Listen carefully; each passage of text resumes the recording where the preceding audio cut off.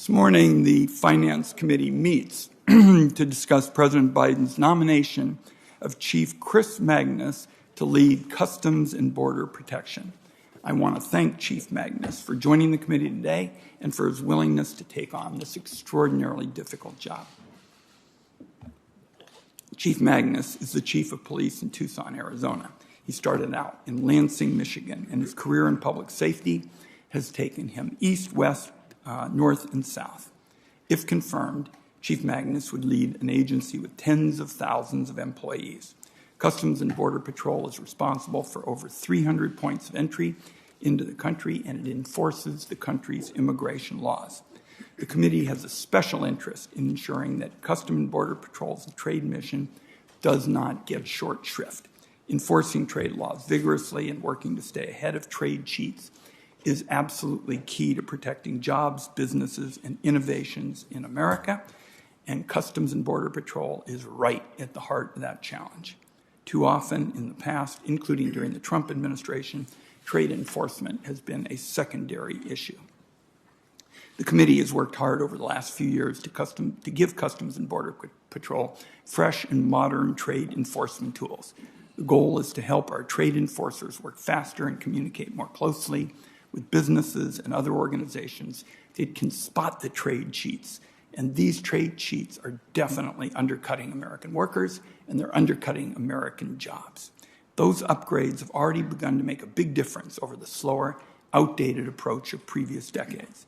In my view, we all understand there is room for improvement, so this committee is going to continue to look for ways, and I've discussed this with the chief, to strengthen our trade enforcement even further. One such issue that's posing a serious danger to America's values and our jobs is the use of forced labor in China and elsewhere. It is an abhorrent practice, modern-day slavery. The Finance Committee's authority over trade laws is a big part of what needs to be an all-out effort to end that modern-day slavery. Until just a few years ago, there had been a major loophole in the laws on the books that allowed some products made by forced labor to be imported to the country. Senator Brown and I wrote the law that closed that loophole in 2016. Since then, for example, the United States has taken action to block the import of cotton and tomatoes picked by slave labor in Western China. However, there are many more areas and industries in which forced labor continues to be an ongoing threat to American workers. In addition to goods coming from China, Senator Brown and I are concerned about the import of mica, palm oil, and cocoa, which may also be produced with forced labor. Customs and Border Patrol not only investigates allegation of forced labor and demands remediation where appropriate, it also enforces the ban on forced labor products entering the country. This is a hard job, and once again, it requires quick action, lots of discussion and communication in an ongoing way with American businesses, human rights organizations, and others. This committee is going to continue to work on this issue in the months and years ahead, and we look forward to hearing from Chief Magnus on that subject today. Finally, immigration is not explicitly in the Finance Committee's jurisdiction. It is sure, however, to come up today from members. The Trump administration made it fashionable to believe that enforcing our immigration laws required abusing immigrants and asylum seekers at the border. Recently, the American people saw images of what that mindset looks like in the real world. It is absolutely, unquestionably wrong. I start this proposition, and you and I have talked about this, Chief, with the proposition that enforcing our immigration laws and treating people humanely, those two goals are not mutually exclusive. We can do both, and we're going to insist on both. Embracing immigration and asylum seekers is not only a part of our national character, it's a big economic winner for America. And I appreciate the discussions we had on that matter. Close with one last point on an issue that dates back to before Chief Magnus's nomination. In the summer of 2020, the Trump administration deployed federal law enforcement troops in cities, including my hometown of Portland. As the chief knows, I was hearing from schools like the Cottonwood School in Portland, where they got up in the morning and they saw tear gas canisters in their sandbox. And clearly, there were some major abuses of power at that time. For many months, I demanded review of policies regarding, for example, the use of chemical munitions at schools. there now has been significant progress on these issues. I want to thank the Secretary, Secretary Mayorkas, for that progress, and I look forward to working with the Secretary and the Department on this subject, because some of my neighbors in Portland are still reeling from the harm that the Trump administration inflicted on them.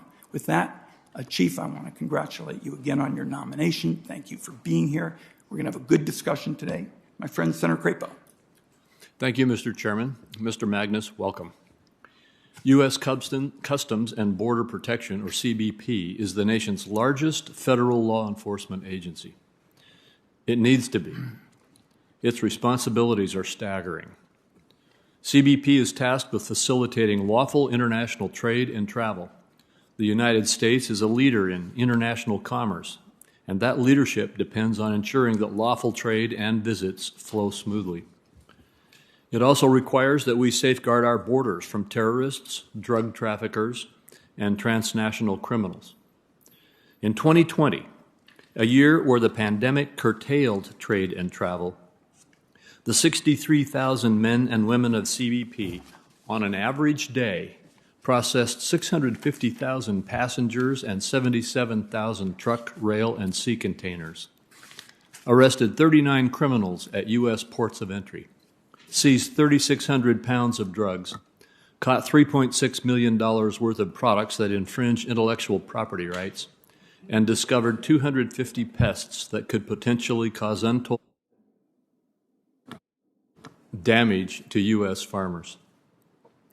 But CBP's work is not just point-of-entry inspections. CBP also undertakes sophisticated investigations to ensure our customs laws are properly enforced. This includes identifying actors who try to smuggle goods made with forced labor into the United States or evade our anti-dumping or countervailing duties. Deliberate evasion of anti-dumping and countervailing duties not only undercuts revenue lawfully owed to the government, but prevents our workers and businesses from redressing unfair trade practices.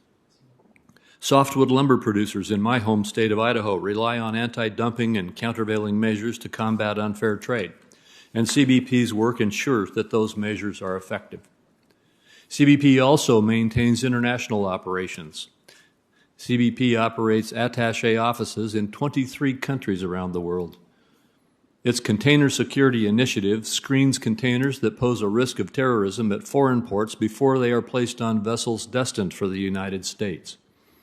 Through this program, CBP can pre-screen over 80% of all maritime containerized cargo into the United States.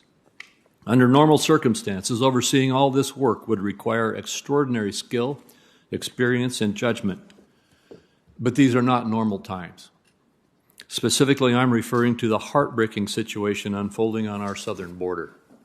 In August of this year, CBP had over 200,000 encounters on the southwest border, significantly higher than the preceding August that had only 50,000 encounters, which itself was down from 60,000 in August of 2019. In fiscal year 2021, there were 1.4 million encounters, even without accounting for September numbers that are not yet known, which is more than double the 458,000 encounters in fiscal year 2020. Once in office, the administration's initial approach to this surge was to downplay, or worse, undermine its own tools to address it. It eliminated the successful Remain in Mexico policy known as the Migrant Protection Protocols. This program wisely required certain migrants to remain in Mexico while their claims were decided. The sudden termination of the program was not only rash, but, as confirmed by the Supreme Court in August, contrary to law. Moreover, the men and women of CBP have been left demoralized and adrift by the administration's approach. Indeed, the president of the Federal Law Enforcement Officers Association has written that the administration needs to stop blaming the federal law enforcement officers at the border, who are overtasked, under-resourced, and underappreciated. It is the lack of a coherent strategy that has escalated the crisis at the border, not the border officers, end quote. In sum, the crisis, and that is precisely what it is absolutely unacceptable. This committee must ensure that CBP is headed by someone who has the requisite ability and commitment to end it as soon as possible. Failing to ensure such, will only prolong this tragedy. Accordingly, I look forward to this hearing and the nominee's testimony and his response to our questions. Thank you, Mr. Chairman. Thank you, Senator Crapo, and as always, I look forward to working with you. Senator Sinema is here. Senator Kelly is here. Chief, you have the good fortune to be supported strongly by both of your United States senators. We welcome their remarks. We'll begin with Senator Sinema. Thank you, Mr. Chairman. I appreciate the opportunity to attend today's Finance Committee hearing and introduce Chief Chris Magnus, an exceptional nominee to be Commissioner of Customs and Border Protection. And I'm very pleased to be joined today by my friend and colleague, Senator Mark Kelly, who will also offer introductory comments. Chris Magnus has been a police chief in Fargo, North Dakota, Richmond, California, and currently my hometown of Tucson, Arizona, and that's where I've gotten to know him. His background as an exceptional law enforcement professional on both the northern and southwestern borders has prepared him well to help CBP overcome and meet the challenges at our borders. When I judge a border initiative or solution, I examine three main questions. 1, will this provision help secure the border? 2, will it protect our communities? And 3, will it ensure that migrants are treated fairly and humanely? I know that Chris Magnus will have a similar approach, and that's why he has my support, and it's why I hope he will have the support of this committee and the Senate as well. As we all know, there have been significant problems along the border in the past years. During that time, the city of Tucson has been on the front lines of responding to and managing the ongoing migrant crisis. Tucson city officials and NGOs have teamed up with the Department of Homeland Security to manage high numbers of asylum seekers and other migrants arriving in Arizona. This has been a successful partnership that has helped both migrants and has protected our communities. Chief Magnus's role in this partnership shows that he understands the current issues at our borders. He collaborates effectively with various stakeholders to tackle complicated problems, and he's ready to get to work to solve these issues. Chief Magnus also understands that we need to secure the border. This is a law enforcement challenge that starts at our ports of entry, which is where most of the narcotics that cross the southwest border enter our nation. CBP needs a commissioner who understands how to thwart organized criminal networks while also allowing for the efficient flow of legitimate trade and travel. Arizona, and particularly Tucson, is a critical link in the flow of cross-border commerce along the southwest border. Now, Chief Magnus has built great relationships through Arizona, and I am certain he'll bring that same consensus-building, common-sense approach to CBP. And that's what we need at the border right now. Our nation faces significant challenges at the border, but the only way we can solve them is by working together. And Chief Magnus has shown the tenacity and the ability to do exactly that at every step of his career, as he's moved up from a police officer in Michigan to a police chief in Arizona. And I have no doubt that he will step up again when he is confirmed as Commissioner of CBP. It's critical that the Customs and Border Patrol have a Senate-confirmed leadership position. Today's hearing is an important step towards that goal, a goal that I hope each of us as senators share. Having someone like Chief Magnus leading CBP is the best way our nation can better secure our border, better protect our communities, and ensure that migrants are treated fairly and humanely. So, Mr. Chairman, thank you again for the opportunity to speak to the committee today. Thank you, Senator Sinema. Chief, you have the support of 100% of Arizona's United States senators, and we'll hear from the other one. Senator Kelly. Thank you, Mr. Chairman. Chairman Wyden, Ranking Member Crapo, and members of the committee, thank you for holding this hearing. Happy to be here today with Senator Sinema to introduce Tucson Police Chief Chris Magnus, who has been nominated to be the Commissioner of Customs and Border Protection. As a Southern Arizonan, Chris Magnus knows well the importance of this critical post. Arizona shares a 373-mile-long border with Mexico, and Arizonans know that too often Washington is far removed from this reality, trying to secure the border and fix our broken immigration laws without knowing what's happening on the ground. Washington has failed Arizonans on this issue for decades, and it's eroded trust in the system. That's why we welcome the nomination of Chief Magnus, a Tucsonan and longtime law enforcement leader, to head Customs and Border Protection.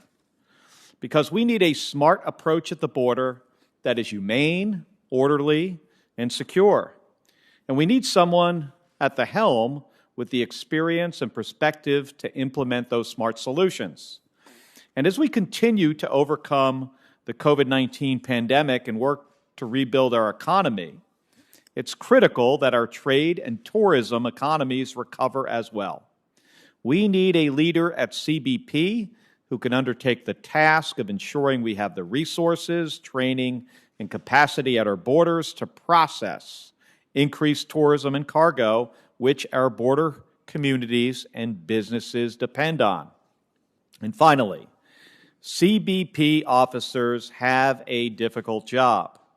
They are often stretched thin and asked to work long hours in difficult conditions. I appreciate their service. It is critical for Arizona and for CBP to have Senate-confirmed leadership committed to supporting officers and carrying out its mission. Over his 42-year career in law enforcement, Chief Magnus served as the chief of police in 3 separate police departments across the country. As the son of 2 police officers myself, I have respected his approach to public service and his leadership at the Tucson Police Department. It's clear that he values establishing meaningful connections with folks he works with and serves, regardless of their backgrounds. He has done this in Tucson, working with and earning the respect of leaders of different political parties and from different parts of the community. In southern Arizona, we have gotten to know Chief Magnus as a committed public servant with the grit and experience to take on this job. I know that through this confirmation process, this committee and the Senate will see that as well. And when he's confirmed, we in Arizona look forward to continuing to work with him to secure our border and support the men and women of CBP. Thank you, Mr. Chairman. Thank you, Senator Kelly. And I know both of my colleagues have busy days, so you can consider yourself excused. And thank you very much for being here to launch Mr. Magnus's nomination hearing. Chief, we'll now hear from you. Then we have some obligatory questions that we're going to have to ask, but please go ahead. And I very much appreciated the conversation that we recently had and look forward to your remarks. Chairman Wyden, Member Crapo, and members of the committee, it really is an honor and privilege to be sitting before you today as President Biden's nominee to serve as Commissioner of Customs and Border Protection. I am very grateful for the support of the President and Secretary Mayorkas. Originally created in 1789 in order to pay our country's Revolutionary War debts, CBP's modern-day responsibilities, facilitating immigration, protecting our nation's border security, promoting trade and travel, and more, are as critical now as they were in the early days following our nation's founding. CBP is a key part of our immigration system that has welcomed so many families to our country, including my own. My father was an English and art history professor who immigrated to the U.S. from Norway in 1921. My mother, a pianist and a homemaker, was the daughter of German immigrants. I have 2 sisters, Carol and Beth, and a brother, Gerhard. My husband, Terrence Chung, who is with me today, immigrated to the United States from Hong Kong with his wonderful mother, Clara, who is retired after running her own small business for 3 decades. Terrence has been a journalist, chief of staff for a mayor and county supervisor, and currently works for the Arizona Superior Court in Pima County.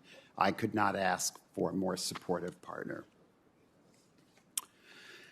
As a career public safety officer, there would be no greater privilege than to lead one of the largest federal law enforcement agencies in the country. As a young man in Lansing, Michigan, I put myself through college, where I earned degrees in criminal justice and labor relations from Michigan State University. I worked first as a 911 dispatcher, a paramedic, and a deputy sheriff. I then came up through the Lansing Police Department ranks, ultimately attaining the rank of captain.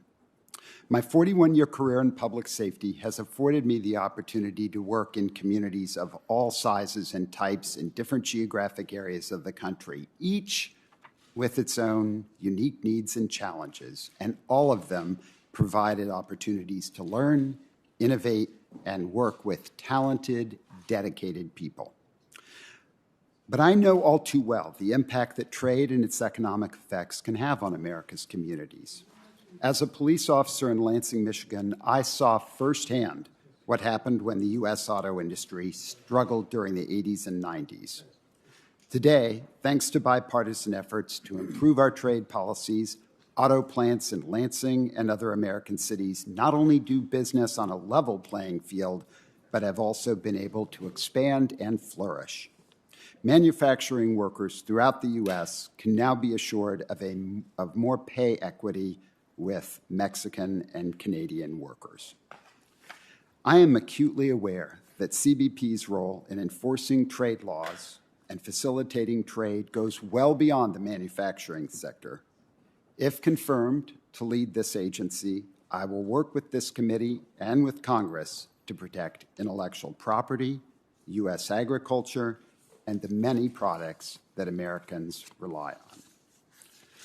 Addressing forced labor would also be one of my high priorities. While it's hard to imagine anything more antithetical to our core values as Americans, eliminating forced labor is more than a philosophical undertaking. It is a moral imperative. We must give full force to laws that punish this modern-day slavery, while simultaneously facilitating trade for the overwhelming majority of companies who do business responsibly. Today, I live in a city close to the U.S. border with Mexico and consider myself lucky to have visited both borders many times. It's essential to recognize that what we think of as the border is not homogeneous, and there's no one solution that will provide us with perfect border security. So if confirmed, I will do what I've always done in my professional career, which is to uphold the law. I will expect without exception that all agency personnel be conscientious, fair, and humane when enforcing the law.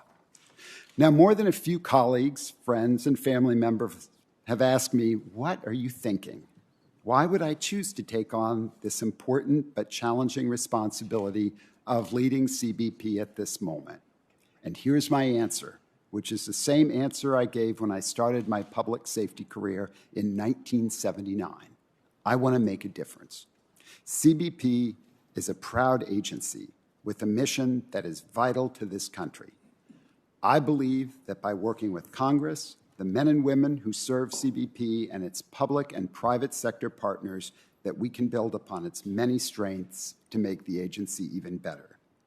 I pride myself on being a pragmatic and bipartisan problem solver, and the principles that have guided me are integrity, accountability, caring, and resolve. I care about innovative ideas, not ideology. I prize and foster continuous improvement, and then I dig in to get the work done. So if confirmed, my pledge to this committee and its members is simple. I will have an unwavering commitment to serving the American people and will lead with intellectual humility and enthusiasm every day. Thank you again for the opportunity to appear before you today and for your consideration of my nomination to this critical role, and I look forward to your questions. Chief, thank you very much. I heard you say that your friends asked you, what were you thinking when you decided to be the president's nominee? And I said to myself, I hope he doesn't shut his binder and walk out, because we're very glad that you're here. Now, we've got some obligatory questions. First, is there anything that you're aware of in your background that might present a conflict of interest with the duties of the office to which you've been nominated? No, there's not. Second, do you know of any reason, personal or otherwise, that would in any way prevent you from fully and honorably discharging the responsibilities of the office to which you've been nominated? No, there is not. Third, do you agree without reservation to respond to any reasonable summons to appear and testify before any duly constituted committee of the Congress if you are confirmed? Yes, Mr. Chairman, I do. Finally, do you commit to provide a prompt response in writing to any questions addressed to you by any senator of the committee? Yes, I do. All right. I'll begin with just a couple of questions and then yield to my colleague, Senator Crapo. Now, you have a significant enforcement role, particularly on the southern border, the ports of entry, and you have a big challenge from a humanitarian standpoint, given what's happened in countries in the Western Hemisphere. We all have seen the images of the Border Patrol agents expelling the Haitian migrants at the border, and nothing about those images is acceptable or appropriate. Now, during my visit to the southern border, I saw, and we talked about this, Border Patrol agents unable to interpret the immigration laws on the books correctly. So my question to you is, how are you going to go about making sure that the agents understand the immigration and refugee laws that are on the books, and number two, that they act humanely when enforcing them? Mr. Chairman, thank you very much for the question. I agree that Border Patrol agents, and for that matter, all members of CBP, have significant enforcement roles, and that has to be a balance always of law enforcement, but also treating people with humanity. That is exactly what I expect of my own officers and have wherever I've worked. But I also think that training has to go all the way back to the academy level where people first start. In fact, I think you can make a credible case that it goes all the way back to the traits and characteristics that you look for in the people that you hire. If I was fortunate to be confirmed to this position, I would want to look all the way back to that stage to make sure we are looking for people who have the right qualities and skills to be the best possible members of CBP, that they receive the necessary training to do their jobs, and then the necessary supervision to help them move forward with that. That is exactly the approach that I've always taken. I just want you to know that we're going to be following up in this area because, as I touched on earlier, I don't believe that enforcement of these laws and treating people humanely is mutually exclusive. We're going to have to insist on both, and we'll have further discussions about it. Let's talk about the supply chain situation, the backlog, enormous problems for American businesses, raising costs for our consumers, long waits, for example, CBP X-ray machines, and the Biden administration has engaged in a public-private partnership now to keep U.S. ports open 24/7 to address shipping issues. We want to ask specifically about your role in this because it's clear to me that you're not going to be in a position to deal with all aspects of the supply chain backlog, but improved processing of shipments through ports is clearly part of your portfolio. That's where, in effect, you're the point person, improving processing of shipments through ports, part of your portfolio. How would you go about carrying that out? Mr. Chairman, thank you for the question, and I could not agree more that preserving and reinforcing America's supply chain is one of our top priorities and must be one of our top priorities, certainly something that I care deeply about. We've seen, as we approach the holidays, the impact of a supply chain that's struggling right now. And so, although CBP is only one actor at the ports and certainly not the only entity that has responsibility for the smooth movement of goods through the ports, it plays a very important role. I would want to make sure, if confirmed, that the agency has the appropriate staffing at the ports, that we are working with the President's guidance around hours and different ways that the ports are operational. I also believe that continuing to develop and modernize the resources that CBP has, such as ACE, I think, very important as we move forward. There's definitely work to be done to maintain that, to modernize it, to get it into the cloud. All of these things will help us, some both in the short run and in the long run, but all very important. One last question we can do quickly. I want to talk to you about e-passport security. As you know, the General Accounting Office identified a major security gap at the border.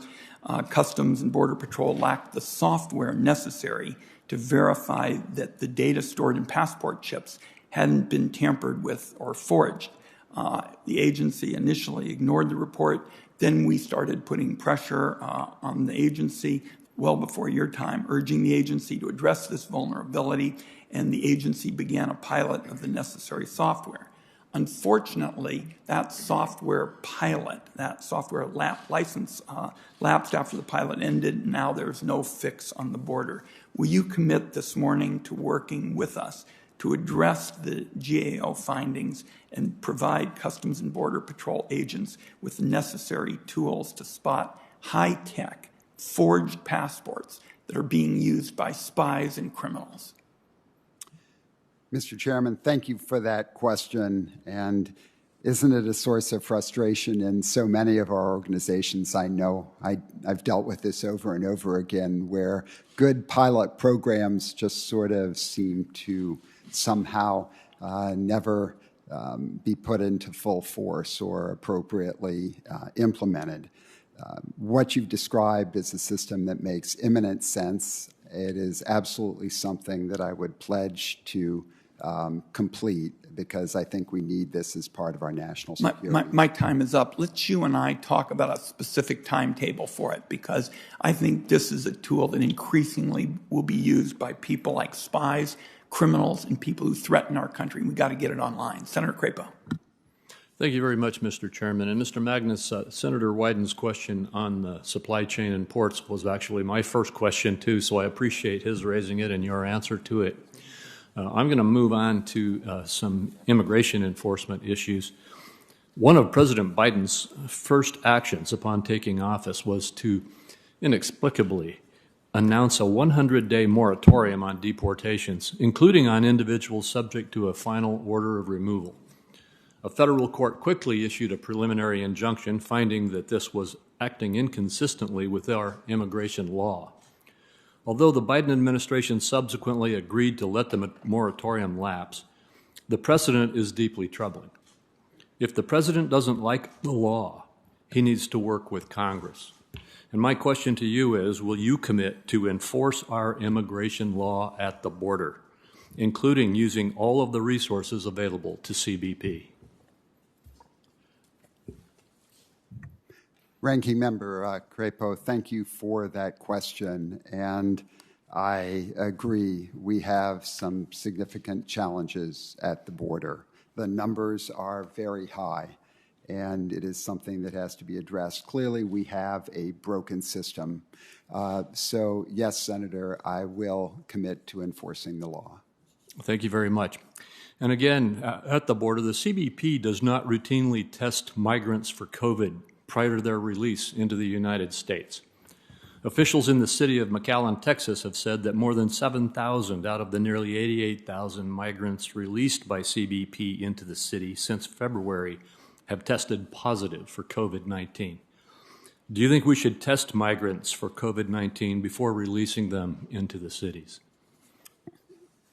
Senator, yes, I absolutely do. And in fact, I appreciate where you're coming from with this question, because as a chief in Tucson, we've also experienced similar challenges, and it puts a great deal of pressure on not only our NGOs, but on the really dedicated men and women of the Border Patrol and, for that matter, ICE, who have to interact with these folks. So it's a humanitarian matter, but it's also a public health matter, and I would totally commit to that.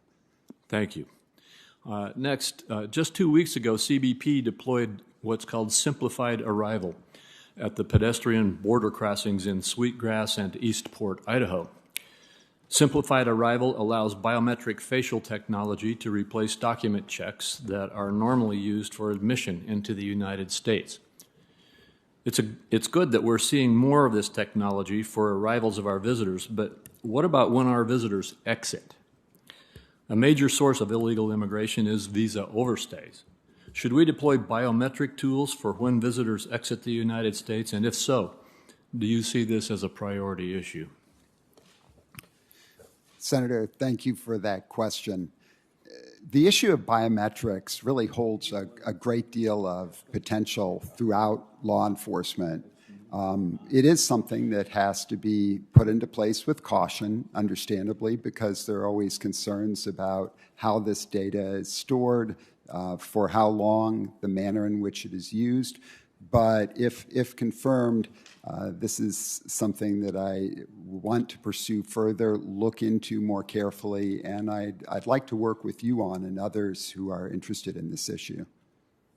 Well, thank you very much. And as I indicated, Senator Wyden covered my supply chain issues, so I will stop there, and we will go to the next senator, which is Senator Stabenow, who I believe is with us virtually on the web. Senator Stabenow.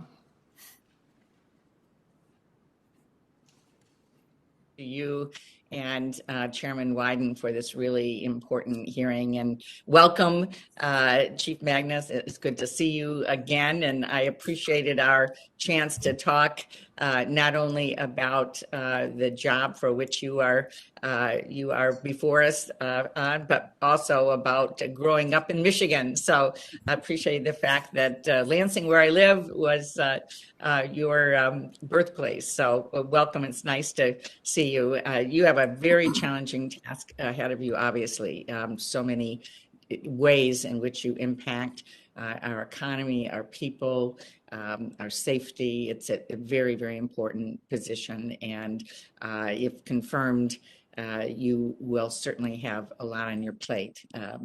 You'll be responsible for the smooth facilitation of international trade and the enforcement of our trade laws to ensure that our workers and businesses compete on a level playing field. Also be involved, of course, in efforts with the administration to repair our broken immigration system and create more fair and humane treatment of asylum seekers and immigrants. I want to first start with something very specific to Michigan. As you know, we have the largest northern border crossing from Detroit into Canada. We have actually two of the top, the Ambassador Bridge in Detroit and the Blue Water Bridge in Port Huron. And as you know, construction is underway for a second international crossing in Detroit, the Gordie Howe International Bridge, which is expected to be done in 2024. The Blue Water Bridge in Port Huron is in the middle of a project to expand their customs plaza, which frankly has taken way too long. There's been too many stops and starts on this project.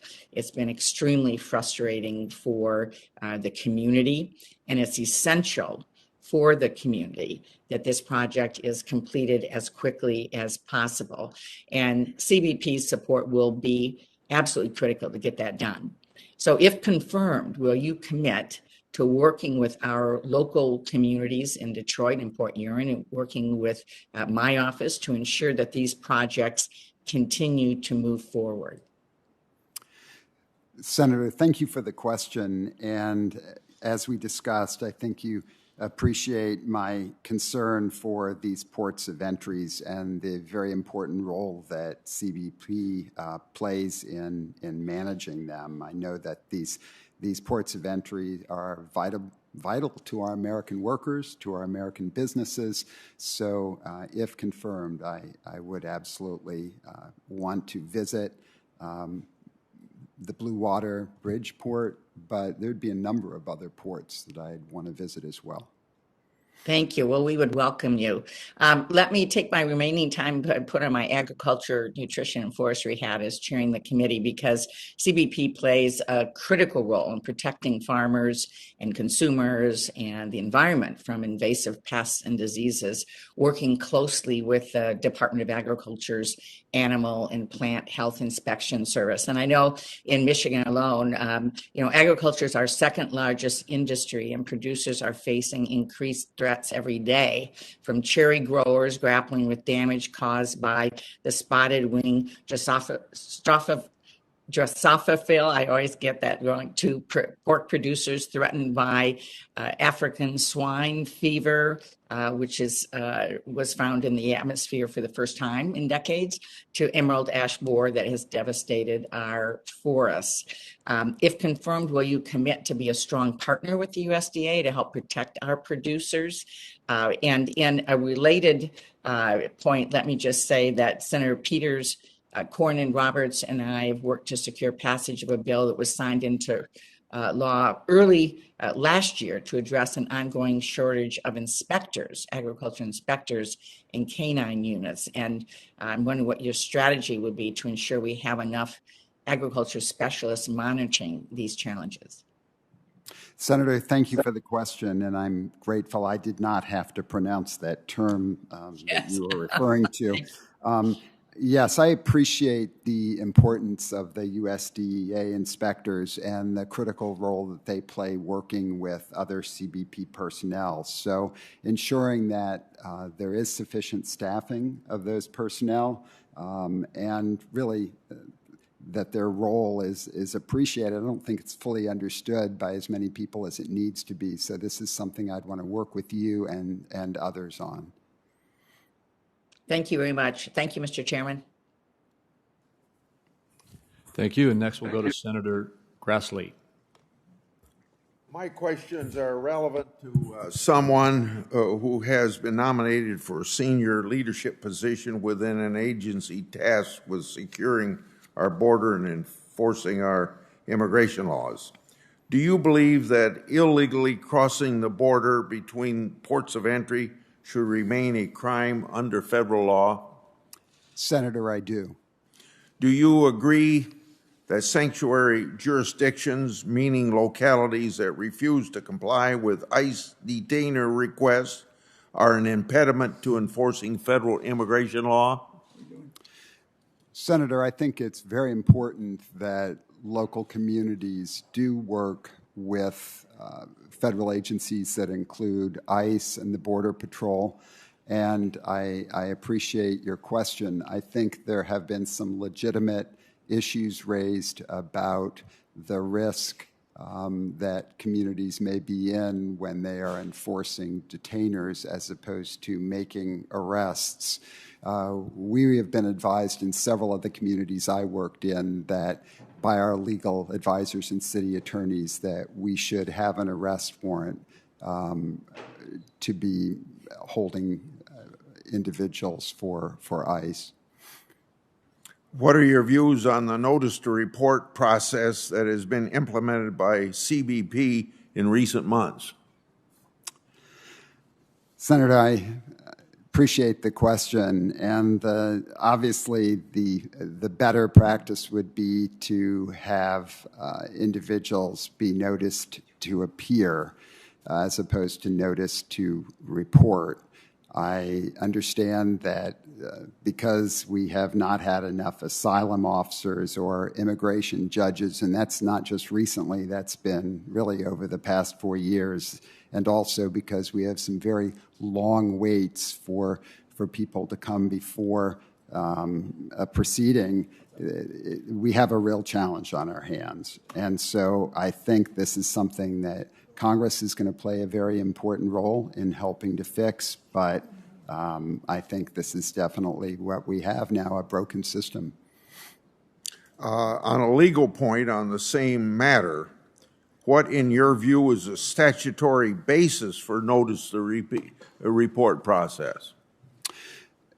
Senator, thank you for the question, and that's something that I'm not knowledgeable about at this time, but that I would want to learn more about. I can tell you this, however, if confirmed, I believe our primary role has to be to enforce the law, and I would make that commitment to you. Since you felt you weren't able to answer that question because of not maybe knowing the basis of it, would you respond to that question in writing then about the statutory basis for notice to report? Senator, I'd be happy to do that. Do you believe that it's necessary to maintain the Title 42 public health expulsion order at the border, particularly since about 15% of the people crossing the border are positive? Senator, as I think I indicated in my opening statement, as a paramedic for 10 years, public health has always been one of my top concerns. And because of that, I think it's absolutely imperative that we do everything possible to stop the spread of COVID. And Title 42 is a CDC authority, and it helps. I think it helps with this. CBP certainly has a responsibility with implementing this policy. But here's the bottom line, Senator. I will always comply with the law, even as it changes, perhaps, regarding Title 42, no matter what it is that the courts decide. What are your views on the scope of the humanitarian exceptions to Title 42 expulsion orders and the extent to which they should be utilized? Senator, I appreciate the question, but again, this is an area that I think coming in from the outside, I would need to learn more about. I'm not aware of as much information as I'd like to be in order to answer that question at this time. Okay. My last question will have to be this. At the time you, in regard to the Portland, Oregon attack on the federal courthouse, you issued a tweet in the New York Times that said, quote, "This activity, I won't even dignify it by calling it policing, is an affront to constitutional professional law enforcement," end of quote. You then questioned the officers not having visible patches or name tags, using unmarked vehicles. Was it wrong for the federal government to send its officers to protect the Portland federal courthouse in July 2020? Senator, thank you for the question. And I think this really comes down to an issue of, was the governor of the state of Oregon and was the mayor of Portland involved in this decision? I think that's very important, especially given the fact that any federal law enforcement would need to, in order to be effective, really, and to be seen as legitimate, would need to work with state and local law enforcement. I do, as a police chief of over 21 years, have significant problems with the idea that police officers would be out there in any sort of patrol or other contact with the public without having visible patches or badges. I think that is a serious problem, and it is one that I couldn't endorse. Thank you very much. Time of my colleagues expired. Senator Menendez. Thank you, Mr. Chairman, Mr. Magnus. I was deeply concerned by the inhumane treatment of Haitian migrants at the border and the substandard conditions in the Del Rio encampment. If confirmed, will you commit to providing members of Congress with regular updates on the status and well-being of migrants encountered at the border? Senator, thank you for the question. And like you, I found those images troubling, but I also believe, and I've certainly learned this over my career in policing, that a full and thorough investigation is necessary before any final conclusions are drawn. That said, I would totally support keeping this committee, any member of the Senate, abreast of the progress associated with the investigation. DHS officials reported that multiple agency failures, including a failure to share important intelligence, left U.S. immigration officials unprepared to adequately respond to the large influx of Haitian migrants that arrived in Del Rio in September. If confirmed, what will you do in your role as commissioner to address these operational missteps? Senator, thanks for that question. I think we can always do better.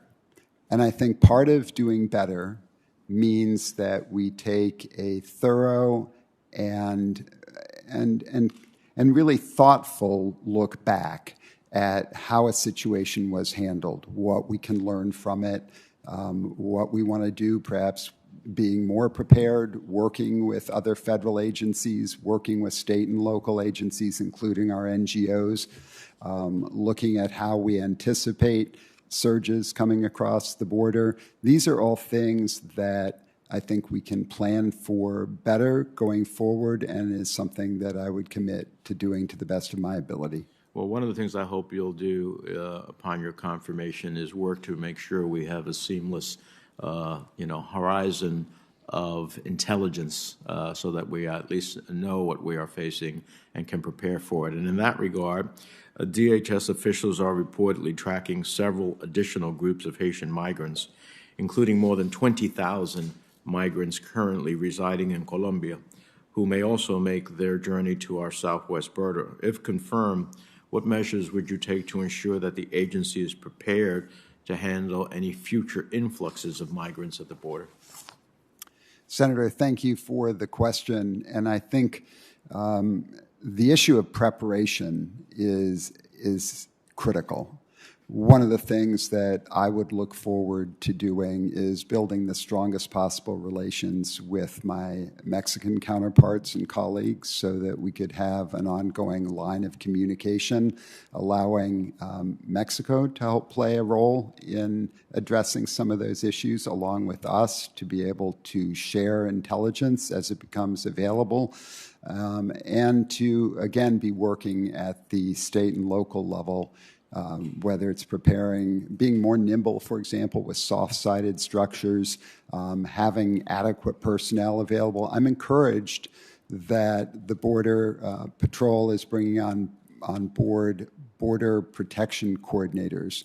And I think they've brought on about 400 of these at this point, which would make processing of individuals also something much more efficient than what we have now. So there are a lot of steps when it comes to preparation. If confirmed, there's plenty to learn. I would want to dig in by talking to not only the sector chiefs and others in top leadership positions, but also those at the line level, the rank and file. I appreciate that. One of our challenges, which is probably above your pay grade, if we want to stop the flow of undocumented migrants, you have to deal with root causes, whether that be in Central America or certain instability in Haiti. And unless we do that, we're bound to face continued challenges. In the previous administration, the department made a number of agreements with the government of Mexico and governments throughout Central America. Would you commit to keeping this committee, as well as the committee that I chair, the Senate Foreign Relations Committee, informed about bilateral agreements or MOUs related to migration cooperation? Yes, Senator, I would. And finally, if one of the jobs you'll have as CBP Commissioner would be to safeguard Americans from the importation of counterfeit products.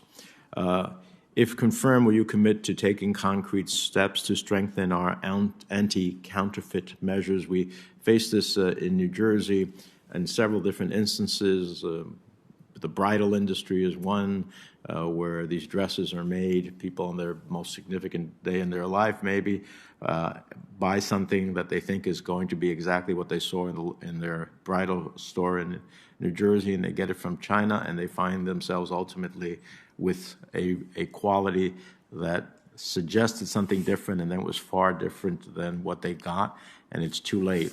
And they appear to be the same exact as that which would be purchased domestically. So there's a lot of counterfeiting going on in that regard, and would hope you would make a commitment to strengthening our counterfeit measures. Senator, thank you for that question. The whole area of e-commerce is something that I am particularly interested in. You're right to remind us that these are dangerous items in many cases, ranging from pharmaceuticals all the way through to flammable mattresses. So e-commerce is an area that I'm very excited delving into further. Obviously, it also involves the theft of intellectual property. We're certainly talking a lot more than just counterfeit, luxury items. These are things that are really potentially dangerous and are a ripoff to the American public. Thank you. Thank you, Mr. The time of my colleague's expired, and he's making an important point.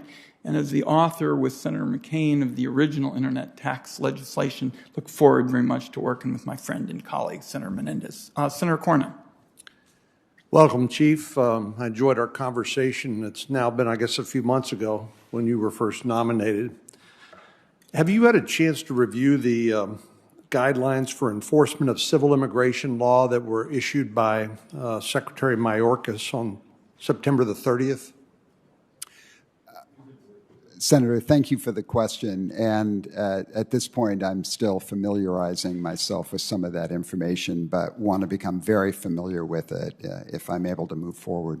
Were you aware that as a result of these guidelines that the Department of Homeland Security will no longer detain and deport someone who's entered the country illegally if that's their only offense? Were you aware of that? I have heard some information along those lines, Senator. Yeah, I think Director Mayorkas made that statement on television one or more times.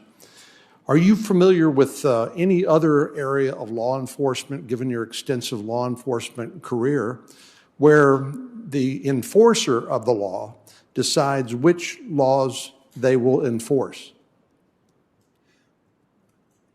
Well, Senator, actually there is quite a bit of discretion in policing, and there are decisions made frequently based on resources available about which laws will be enforced and how they'll be enforced. This has especially been the case during COVID, when the ability to even put people into jail safely has been greatly So a police officer or an ICE agent can decide which laws to enforce. It's a matter of their discretion. There are, Senator, there certainly are circumstances where police officers are trained and, in fact, encouraged to use their good discretion in the manner in which they enforce laws. Are you familiar with the concept of pull and push factors when it comes to illegal immigration?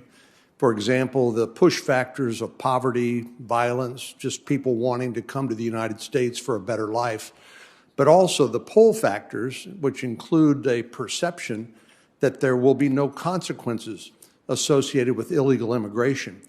Do you agree with me that the decision by Secretary Mayorkas to no longer detain or deport people who enter the country illegally is a pull factor which encourages more people to make that long, dangerous trip?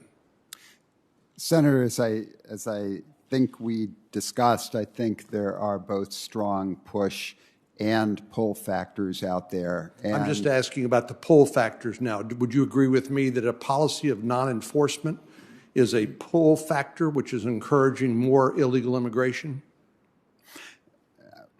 Senator, thank you for the question. I think that there are many factors that contribute to this. Is that one of them? It is certainly one part of it, yes, sir. Okay, thank you.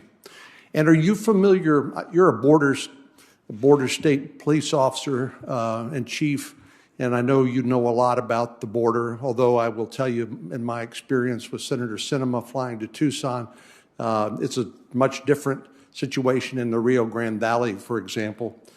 But one of the things that I think we share in common are the fact that the cartels have figured out how to overwhelm our border security, including our border patrol. And as a result of the fact that unaccompanied children and families and others who require additional processing and care, that when the Border Patrol leave the front lines, in some sectors in Texas, for example, as many as 40% of the Border Patrol have left the front lines of border security and are back processing unaccompanied children, that leaves a 4-lane highway for the drug cartels to smuggle drugs into the United States? Senator, I agree. Even with the border not being homogenous, I think there's no question, and some areas more than others, such as the Rio Grande Valley, like you described, where we absolutely do need more Border Patrol agents out on the line doing what they were trained to do. And again, this is one of the reasons why I'm encouraged at having border processing coordinators come on board who can relieve some of those agents so they can get back to what should be their primary duties. It's sort of like the cartels are playing three-dimensional chess while we're playing checkers, because this is part of their business model. And of course, last year alone, more than 90,000 Americans died of drug overdoses. Most of those drugs came across the southern border, as you know. Thank you, Mr. Chairman. I thank my colleague. Next is Senator Thune. Thank you, Mr. Chairman. And Mr. Magnus, welcome. Let me just start by asking a question dealing with sanctuary cities. You served 10 years in the California Bay Area next to San Francisco, which is a well-known sanctuary city that flouts U.S. immigration law and refuses to cooperate with federal immigration enforcement agents. If confirmed, you'll oversee the enforcement of immigration law at our borders. Do you support sanctuary cities, and what message do sanctuary cities send to those seeking to enter the United States illegally? Senator, thank you for the question. As a chief for 2 decades, my first and foremost priority has always been public safety. And so I appreciate how decisions around sanctuary cities are ultimately political decisions. But as a police chief, and certainly in this position were it to be confirmed, my first and primary obligation is to follow the law. That's what I've done always in the past, and that's what I would commit to doing going forward. Let me follow up on the question that Senator Cornyn raised, and this is similar, I think, in some respects to sanctuary cities, but the Biden administration is circumventing immigration law and issuing these so-called notices to report. And leaked documents show that there are tens of thousands of migrants that have been admitted to the United States with few legal requirements other than to check in with immigration and customs enforcement wherever and whenever they reach their destination in the States. Do you believe that lax enforcement of our immigration laws intensify those pull factors for immigrants, for migrants who are seeking entry into the United States? Senator, thank you for the question. As we discussed, I think that the issue of notice to appear is something that we want to achieve in any manner we can, certainly by our different agencies working together, by having more asylum officers and immigration judges. This is not a new challenge in many ways. It has been true in multiple administrations, and it's going to take, for the most part, a congressional fix, because we really do have a broken system. And unfortunately, there continue to be very long waits for court dates in order to get people appropriately processed. So until those things can be resolved, I fear that we're going to continue to be in a very difficult situation. The system is broken. There's no question about that. And I think everybody will acknowledge that. All you have to do is look at the statistics here in the last few months. It's a stunning, it's a staggering, frankly, just disintegration of the border, really, for all intents and purposes. It is, as has been described, an open border, which creates all kinds of bad things. Bad things can happen in this country, but the wrong types of incentives. And this issue of not enforcing immigration laws that already exist, to me, is a major part of that. I understand your suggestion that we need to fix a broken immigration system, but we do have laws on the books that aren't being enforced. And what I'm simply trying to ask you is if you think that those not enforcing or lax enforcement of those immigration laws does intensify that pull factor. I mean, people come here, people respond to incentives. It's that simple. And if the incentives suggest that you can come here illegally and there's no consequence to that, then I think more people are going to come here illegally. Would you not agree with that? Senator, I agree that enforcing the law is necessary and appropriate. The numbers are high. As a law enforcement official, I, again, will pledge to enforcing the law. All right. Just very quickly, because my time's about out here, but on this supply chain issue, as you know, they've come under unprecedented strain. And we've got agricultural producers across the country, including in my home state of South Dakota, that continue to harvest their crops and worry that these supply chain constraints could threaten market access for their products. As Commissioner of the CPB, how would you work with the ports and their various stakeholders to improve fluidity and resolve this issue? And perhaps you could quickly touch on how some of these union rules play into that and are helping contribute to these systemic delays. Senator, could not agree more that the supply chain, especially at the time we're in right now, is critical. And so addressing the movement of goods through the ports in any way possible to expedite that is something that is going to be very important. Obviously, this is going to require working with the port directors. It's going to require close relationships and continued work with groups like COAC and other business groups, both large and small. I don't think there's simple solutions, but if confirmed in this position, CBP is going to continue to work very hard around this issue. Thank you, Mr. Chairman. Your time's expired. Time has expired. Senator Cardin. Thank you, Mr. Chairman. And Chief Magnus, first of all, thank you for your public service and thank you for your willingness to take on this extremely challenging position. I've listened to your responses to questions in regards to border enforcement, and certainly I agree that we need to enforce our laws. I've also heard your response in regards to the manner in which we enforce our laws. And there are a lot of desperate people who show up at our borders. Many have legitimate claims in entering the United States. We have families that show up on our borders. We have unaccompanied minors that show up on our borders. So I would just like to give you a chance to explain how you would balance enforcement of our laws with the enforcement of our values, which America has been the leader of the world during a time where we have more displaced people than we've had since World War II.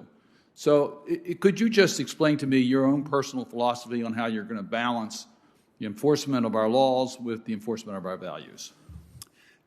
Senator, thank you very much for that question, because even as we spoke about the numbers being high, there is no question that we have to meet the challenge of asylum obligations as a nation and also the security of our borders. And I think that can be done in a manner that is, yes, absolutely, more efficient. We can do a better job with how individuals are processed. But key to this is that it is done humanely. I don't believe that we have to sacrifice efficiency for humanity. And so I think humanity has to be part of the discussion again, early and often throughout the careers of CBP members. This is something we talk a lot about in policing. We do our jobs enforcing the law, but how we engage with the public, even the public that we may be arresting, is what defines us as professionals. And this is something that we have a moral obligation to do. Thank you for that response. And I also heard you respond to the need for training, which I strongly agree with. A lot of times those funds become difficult. And part is our responsibility to make sure you have adequate resources. But I want to just deal with one of the major challenges that we've had in policing in recent decades, and that is discriminatory profiling. It really turns communities against law enforcement when we use discriminatory profiling. It's inefficient, it's wrong. If you have specific information, obviously the identifiers are important, but to categorize individuals by race or religion or other discriminatory issues is just wrong. I would like to, again, get your view as to how you would proceed with training to make sure that the agency that you lead does not use discriminatory profiling as a method of enforcement. Senator, thank you for the question, and I could not agree more. Profiling is wrong. This is an area where, yes, training is critical. It has to involve more than just a policy on a page. It has to involve scenario-based training. It has to involve discussions. And then people have to see, as they work their way through their careers, that this is something that's modeled appropriately by their supervisors and others. So I think there are ways to train more effectively that involve including the community in training, making some of these things real, bringing in people who have been profiled and having them share their experiences.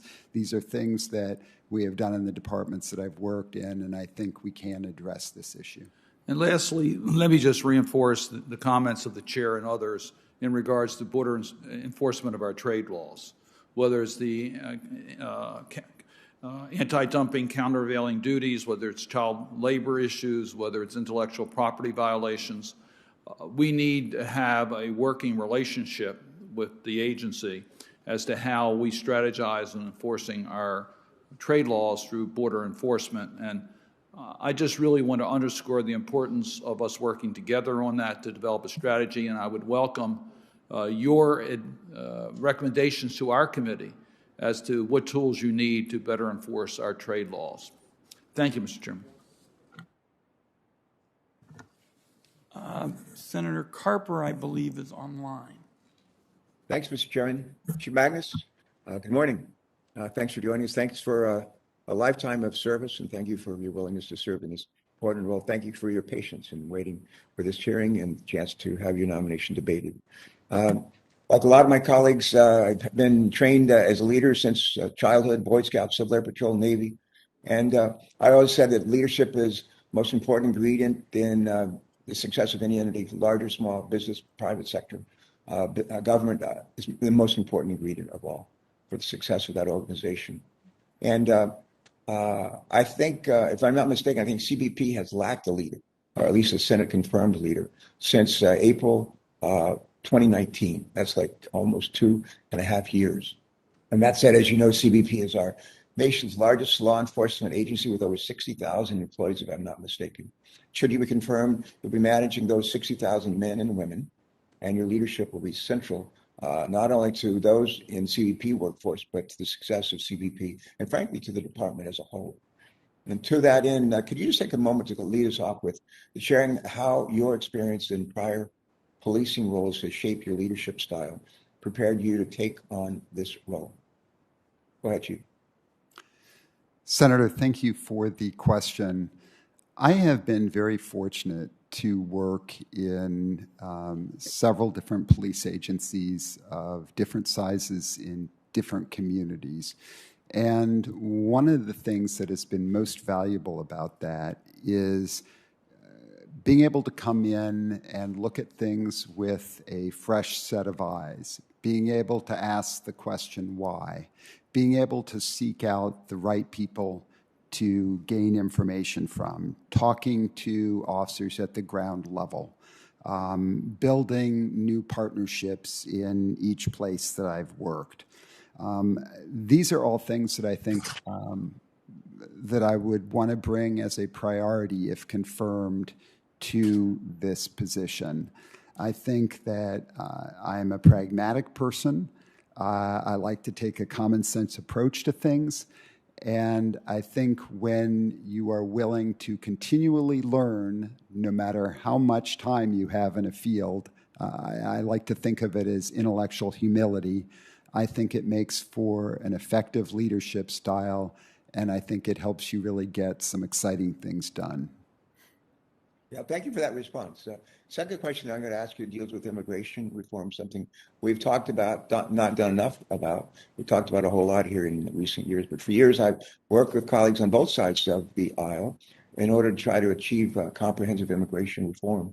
Unfortunately, we still face a number of issues in our immigration system that need to be addressed, as you know. The men and women of CBP are on the front lines each day confronting the challenges created by an immigration system in need of reform. And to that end, what issues do you predict CBP will face given the need to drastically reform our nation's immigration policies and procedures? How will you work with your counterparts to make sure that these challenges are heard and addressed at all levels of the agency? Senator, thank you for the question. I think it's been particularly difficult to be a CBP agent and certainly a Border Patrol agent in the recent past. I think as laws and policies change, it is necessary to continue to reinforce the idea that professionals, as in policing, enforce the law. And so to the degree that I can help depoliticize this process and build in resiliency as a key for helping our men and women, our hardworking men and women of the Border Patrol, be as effective as possible in their jobs. These are things that I'd like to tackle. I think immigration reform, as you say, Chief, I'm going to ask you to hold it right there. Chief, I'm going to ask you to hold it right there, and we'll allow you to answer for the record the rest. A real quick question. The Secretary's September 30th border enforcement priorities include recent border crossers. Do they not? I'm sorry, could you repeat the question? Yeah, the Secretary's September 30th border enforcement priorities include, if I'm not mistaken, recent border crossers. Do they not? And can you speak to the folks no longer subject to deportation, please? I'm sorry, Senator. It's a little difficult to quite make out what you're asking me. Let me just say it again. The Secretary's September 30th border enforcement priorities include recent border crossers. Do they not? That could be a yes or no. And if you don't know, just say I don't know. No, I'm not sure. And because I'm having a little trouble understanding the question, I'd like to be able to respond back to you. And you will be more than welcome to do that. Let me just close by saying I'm delighted to see you sitting before us for this hearing, and we look forward to being able to debate your credentials. I think they're excellent, and to having an opportunity to vote for you on the floor soon. Thank you so much. Thank you, Senator Carper. Senator Langford is next. Mr. Chairman, thank you. Chief Magnus, thanks for dropping by the office and get a chance to be able to visit yesterday, to be able to talk through some things. Let me set context here because I want to ask a larger question, because really the big issue is, what are you going to do? What's the plan? Right now that we're facing this year, the highest number of illegal crossing interdictions ever in the history of our country this year. Now that is after October, November, December, January were low numbers, but mysteriously, starting in February all the way to the present, numbers have skyrocketed. We have triple the number of people each month that are crossing the border illegally now than what we had October, November, December, and January. We have the highest amount of methamphetamines crossing our border in the history of our country. We have the highest number of fentanyl crossing our border in the history of our country. We have, as you described yesterday, what the public hates, chaos on our southern border right now. You have described yourself as not an open borders guy, which I appreciate. The big question that we've got to resolve here, stepping into this role, is you're walking into a chaotic situation where we have the highest number of illegal crossings in the history of our country. What is your plan? Senator, thank you for the question. And of course, if there was a ready-to-go plan to address all the problems that you've just described, my guess is that not only CBP, but you all as a body would have seen to it that it was implemented. I think that key to answering your question is going to be the importance of collaboration, building relationships. I think it's going to be important that the individuals who are making the policy decisions, which obviously include the Secretary, the President, and others, that they get accurate feedback from me based on what I'm seeing in terms of talking to the men and women at the border, in terms of talking to people in border communities. I think getting that accurate information, and as I pledged to you yesterday, my commitment is to be an honest broker around how this works, is going to be very important in terms of formulating a plan. That's something I want to be part of, is those discussions. So let me drill down a little more on this, and that is, how do you evaluate whether it's successful? Reducing the chaos, is that we move people across the border faster? Because when Secretary Mayorkas was in front of the Homeland Security Committee, his statement was, we're getting much better at the border. We're moving people into the country faster. They're not having to stay as long at the border in these camps. We're getting them across the border faster. So my basic question from a law enforcement perspective is, you're a chief law enforcement officer in this role, leading a lot of law enforcement folks. Is your goal to facilitate faster transition from people crossing the border into our country, or is it to prevent people that are illegally crossing our country from coming into our country?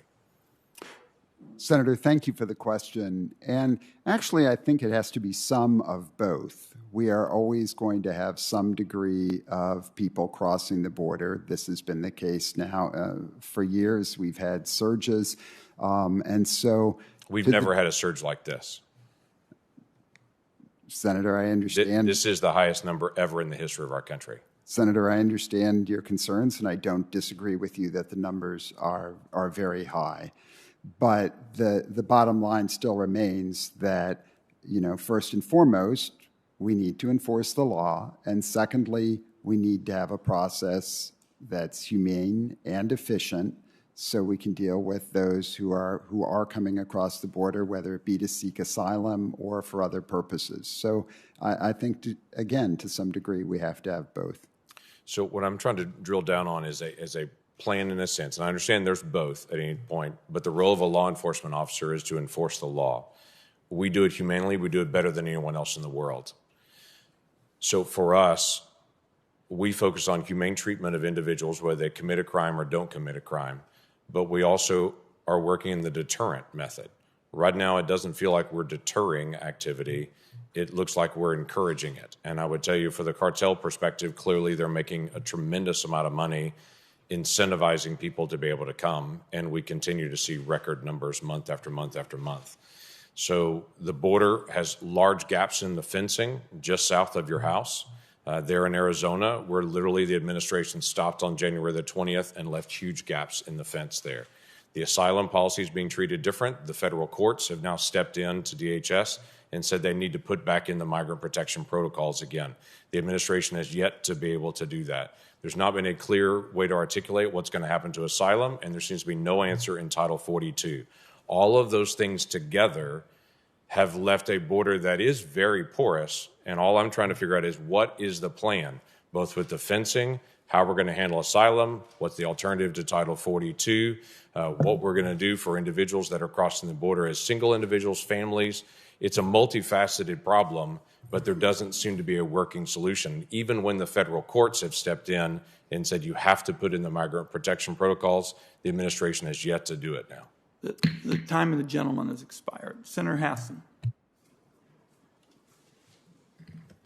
Well, thank you, Chair Wyden and Ranking Member Crapo, for this hearing, and thank you, Chief Magnus, for 42 years of service in public safety and for your willingness to serve in this critical role as Commissioner of U.S. Customs and Border Protection. And thank you as well to your family, because this kind of service is a family effort, so I appreciate their sacrifice too. I want to start with a question on border and immigration enforcement. On September 30th, 2021, Homeland Security Secretary Mayorkas issued a memo containing guidelines for border and immigration enforcement. The Secretary's memo provides guidance not only to U.S. Customs and Border Protection, CBP, the agency you've been nominated to lead, but also to Immigration and Customs Enforcement and U.S. Citizenship and Immigration Services. In his memo, the Secretary stated that threats to national security, public safety, and border security would be priorities for border and immigration enforcement. Chief, we talked a little bit about this during our one-on-one meeting. Do you agree that individuals charged with serious crimes, not just those with prior convictions, can pose a threat to public safety? And do you agree it's important that DHS personnel have the discretion to detain individuals who are a threat to security or public safety? Senator, thank you for the question. And no question, if we're looking at this from a public safety standpoint, the answer has to be yes. Thank you. Now on to an issue of counter-narcotics, part of the very important CBP mission. As we discussed during our private meeting, the substance misuse epidemic is ravaging my state of New Hampshire. It's ravaging your state of Arizona and communities all across the country. U.S. Customs and Border Protection has an important role in disrupting international drug smuggling operations and interdicting the flow of drugs and money across the U.S. border.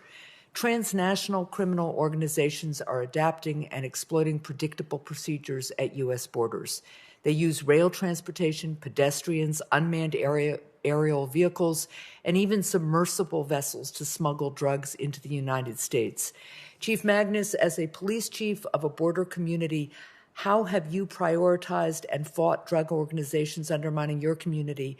And if confirmed to lead CBP, what would you do to fight international drug trafficking?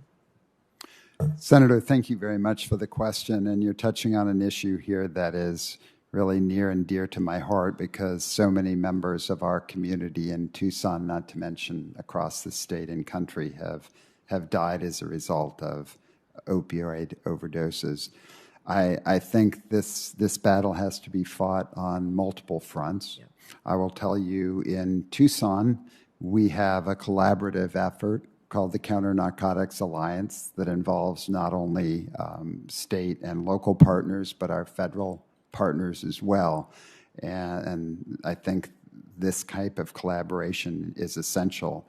But I think we also have to use every available means at our ports of entry where we know the great majority of these drugs are coming across to use technology and other resources more effectively to address these drugs. And then there's the area, and I think it was touched on previously, related to e-commerce, where we know that there are many opioids and precursors of such that are coming through these small packages, and many times through the Postal Service because of relationships that are complicated involving China. And so this is an area I know where Senator Portman and others have put a good deal of work into the STOP Act. Yep. And CBP plays an important role in enforcing that act. So as I said, there are a whole series of ways in which we can, I think, always do more to address this scourge. Well, thank you. And I was going to ask you about the importance of new technologies on the border, and you've touched on that. And I just will ask you, please, if you are confirmed, to please let Congress know if there are additional resources or technology that CBP needs to strengthen border security, because I think that's going to be critically important, especially in the counter-narcotics mission. Thank you, Senator. I will do that. Okay, thank you. One last topic. CBP has two important missions: securing the U.S. border from dangerous people and goods and facilitating the legitimate flow of commerce and travel. I was pleased that the administration finally heeded my calls and those of others to end the travel restrictions at the Canadian border, which is going to help New Hampshire's economy rebound. The reopening of the Canadian border to vaccinated individuals is an important and long overdue step. Chief, your background in law enforcement, including your time in a border community, makes you well suited for the security mission of CBP. But how familiar are you with CBP's important trade mission, and how will you prioritize and manage that mission? Senator, thank you for the question. And you're correct, not only in my time growing up in Michigan, but also in the 6.5 years I spent in North Dakota, where where the cross-border traffic to Canada is also essential for a whole host of reasons, causes me to believe that this is going to continue to be very important, even as perhaps the laws and rules change regarding Title 42. So whether it's appropriate staffing to address these issues, other factors that need to be considered, I'm very committed to this cross-border traffic and trade. Thank you, and thank you, Mr. Chair. Thank you, Senator Hassan, and we're going to be following up with you on those issues. They're incredibly important. Senator Daines is next. I think he's Chairman, online. thank you. Thank you. Chief Magnus, if you are confirmed to this position, you will be at the helm of the largest law enforcement agency in the United States. I've had the opportunity a couple of days. Challenge, a crisis, a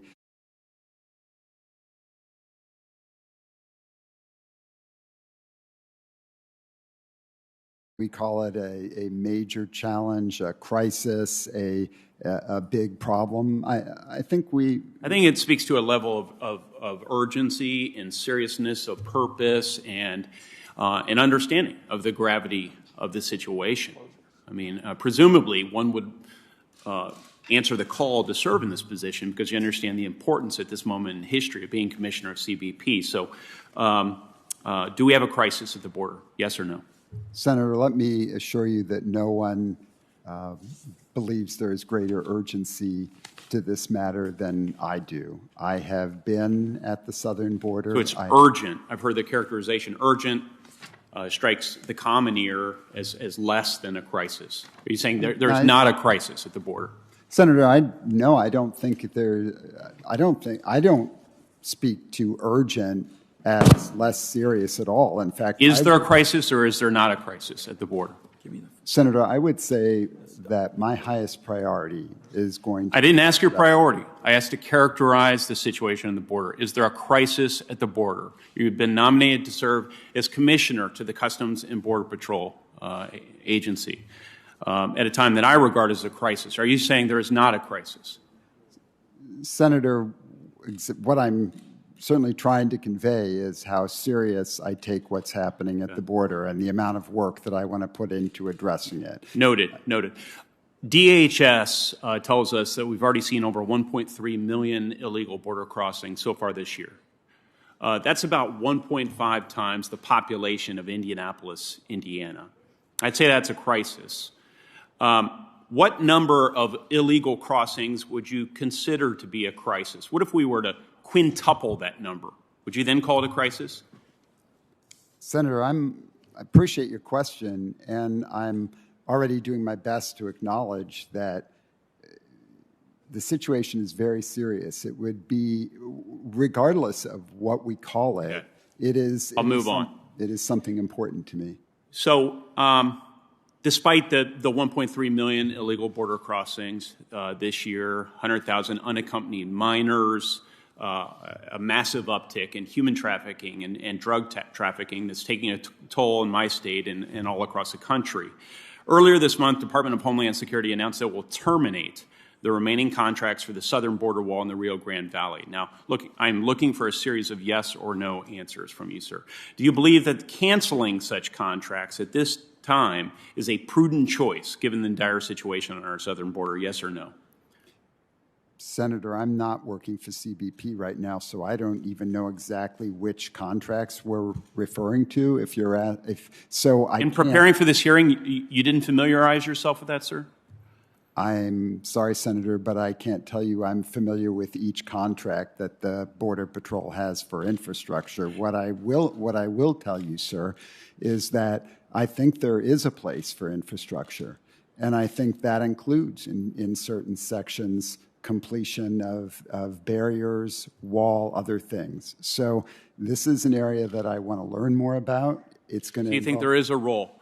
Would you commit to reinstating the contracts once you become commissioner? Should you be confirmed? Senator, I can't commit to reinstating a contract, a specific contract that I'm not familiar with. Because you haven't familiarized yourself with that. Have you familiarized yourself with Title 8, U.S. Code Section 1325, sir? I'm sorry, Senator, I'm not familiar. This is the operative federal law that makes it a crime for an individual to enter or attempt to enter the United States at any point other than a border inspection point or other official point of entry. So this is what would basically dictate the laws that you're enforcing and your actions as commissioner. So are you familiar with that law, sir? Sir, my primary responsibility as a police chief has been to be as familiar as possible with all of the laws that we're responsible for enforcing. So I can assure you that if I'm confirmed for this position, I will do the same. I'll become as familiar with All right, sir. laws. You're the nominee to be the commissioner of CBP, and you have not familiarized yourself with the operative immigration law. I see that as being a concern. Thank you.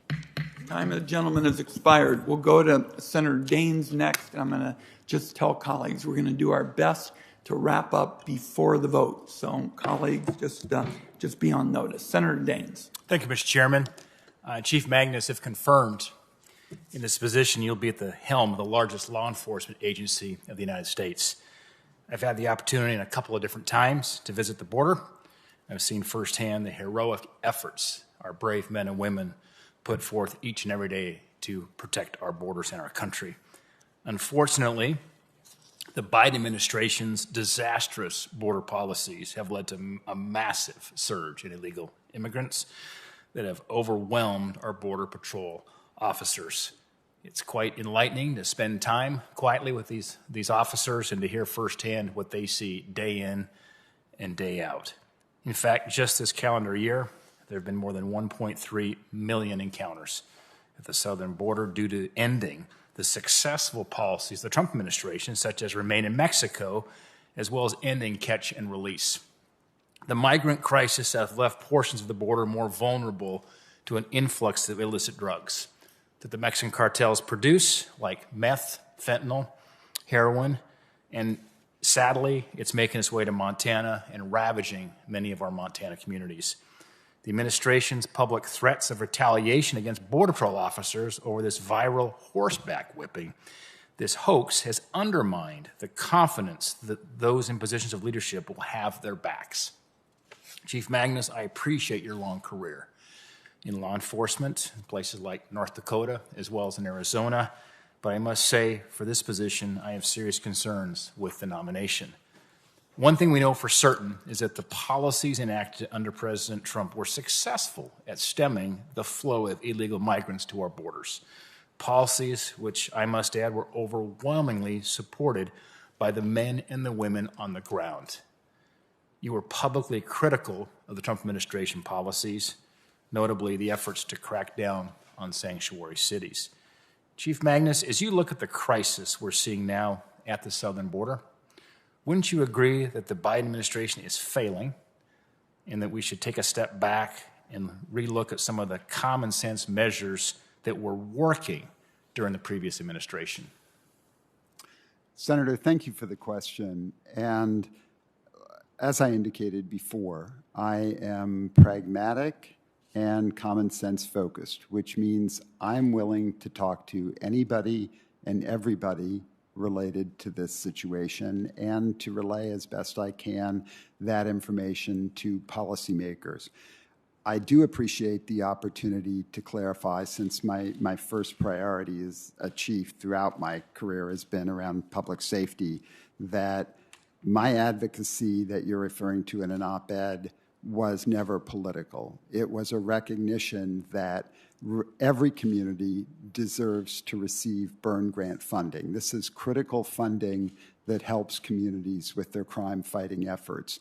And regardless of what any elected body might decide to deem their city as being, I don't believe that the residents of that community should suffer because they lack the resources that are necessary for the police to be able to do their job. So my criticism was simply that any city should be able to have these resources so that the local residents don't suffer. And I think that would be consistent with just about every police chief that I know.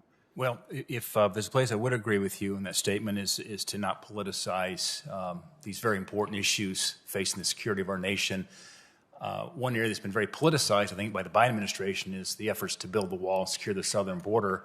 And I can't tell you how many Border Patrol agents I've spoken with face-to-face that's saying that was an effective way to help them secure the southern border. So do you believe we should continue and to finish building the wall that was started? Senator, I've also, I appreciate the question, I've also had the opportunity to speak to a number of Border Patrol agents and folks on the ground about this. And the agents that I've spoken to, yes, as you say, there are some areas of the border that they think additional barrier or wall could be useful. I'm not taking issue with that. but they also talk about the need for better technology, better basic resources related to their ability to communicate by radio and by phone. Right. There are a So, whole so you're host saying of that there's place you would agree we should continue to build the wall then? I think there are some gaps where that could make sense. Okay. But the time left, thank you for that answer. Recent reports have shown that tens of thousands, perhaps over 100,000 migrants have been released into the interior through catch and release. Do you support catch and release, and do you think it's an effective system? Senator, appreciate the question, and the challenge, of course, is we are dealing with a fundamentally broken system. That it did not just become broken; it has been broken for many years, and in particular, over the last 4+ years, we've been challenged with not enough asylum officers, not enough immigration judges, long waits for court dates. And these things, they take a toll. This has been true in multiple administrations, so it's going to require Congress to make a fix in this area.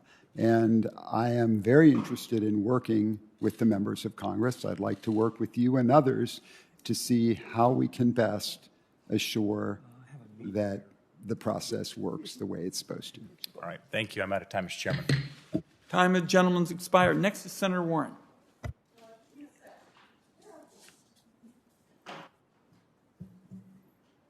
Thank you, Mr. Chairman, and thank you, Chief Magnus, for being here today. It's good to be able to speak with you again. I am very encouraged by your experience in law enforcement and your extensive experience with immigration issues. But I think anyone filling the post of CBP Commissioner is going to have a very challenging job. One recent and very high-profile example of these challenges has been the treatment of Haitian immigrants in Del Rio, Texas. Border Patrol agents who are CBP personnel engaged in cruel and disturbing behavior against these migrants. Inhumane treatment of migrants and asylum seekers is unacceptable in our nation. I know DHS has opened an investigation into these interactions.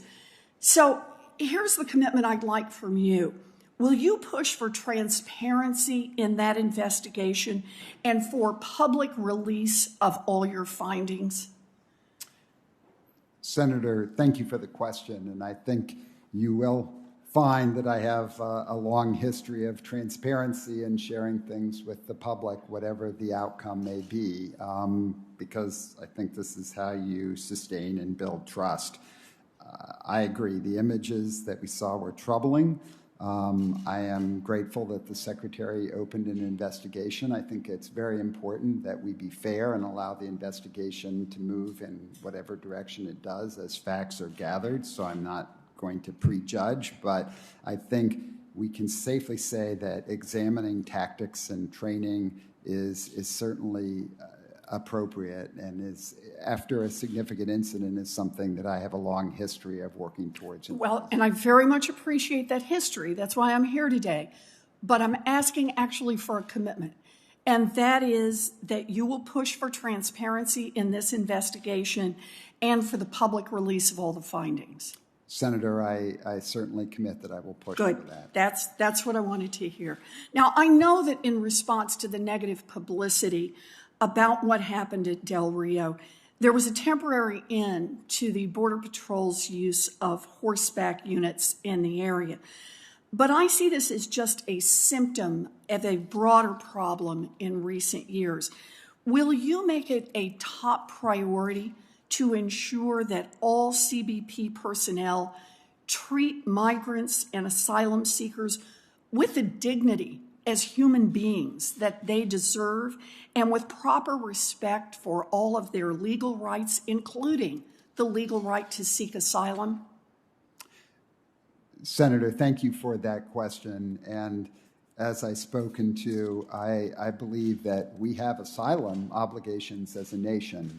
And therefore, even as we seek efficiency and to be as effective as possible in working with individuals who seek asylum, we can never bypass the criticality of treating people humanely. These are fellow human beings, and they have to be treated humanely. Good. I appreciate that, and we will work together on that because I'm going to hold you to that. Thank you, Senator. Another concern I have is about the effects of the COVID pandemic at immigration detention facilities. As you know, I've been pushing for greater transparency about COVID cases in these facilities, and Congressman Castro and I introduced a bill to help ensure accurate and complete data collection regarding COVID testing, vaccination, and safety protocols at CBP facilities and other immigration detention facilities. Also last month, the DHS Inspector General released a report that found that CBP does not conduct COVID testing for migrants who enter its custody.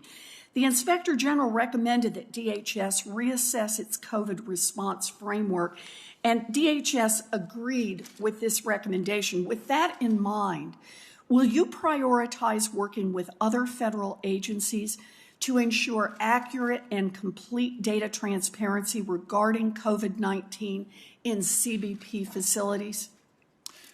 Senator, thank you for the question. And, without good data collection, I think we're really not in a great position, right? So I support data collection. I support being transparent with that data. Particularly as it relates to COVID, I think this is critical. Good. And will you commit to keeping Congress informed about your findings? Senator, I absolutely will. Good. The CBP commissioner has an obligation to ensure the health and well-being of individuals in its care and custody. Congress and the public have a right to know what is happening, so I appreciate your commitment to making that a priority. Thank you. And thank you, Mr. Chairman. My colleagues expired. We'll go now to Senator Cassidy, then we'll go to Senator Bennett, and then I think Senator Scott is also going to be available. Senator Cassidy. Hey, Chief, thank you. I enjoyed our phone conversation. I know there's been a discussion of this recently, earlier, but tell me, as regards immunization, why are we not requiring those who are being allowed to come into the United States to be vaccinated for COVID before being released into the United States, particularly in the context that the Biden administration is asking anyone that has a nexus with federal government to require their employees to get vaccinated? I'm not quite sure I understand the exception for those who are being allowed to come here illegally. Senator, thank you for the question. And actually, I think any of those individuals, migrants coming into the country, should be immunized. Thank you. And should be required to be immunized as a condition of being allowed to continue? Senator, that's something I definitely want to explore. It seems reasonable to me. Okay. A couple other issues. Your law enforcement background is without parallel. Let me ask, though, on the other issues. For example, we discussed Jones Act.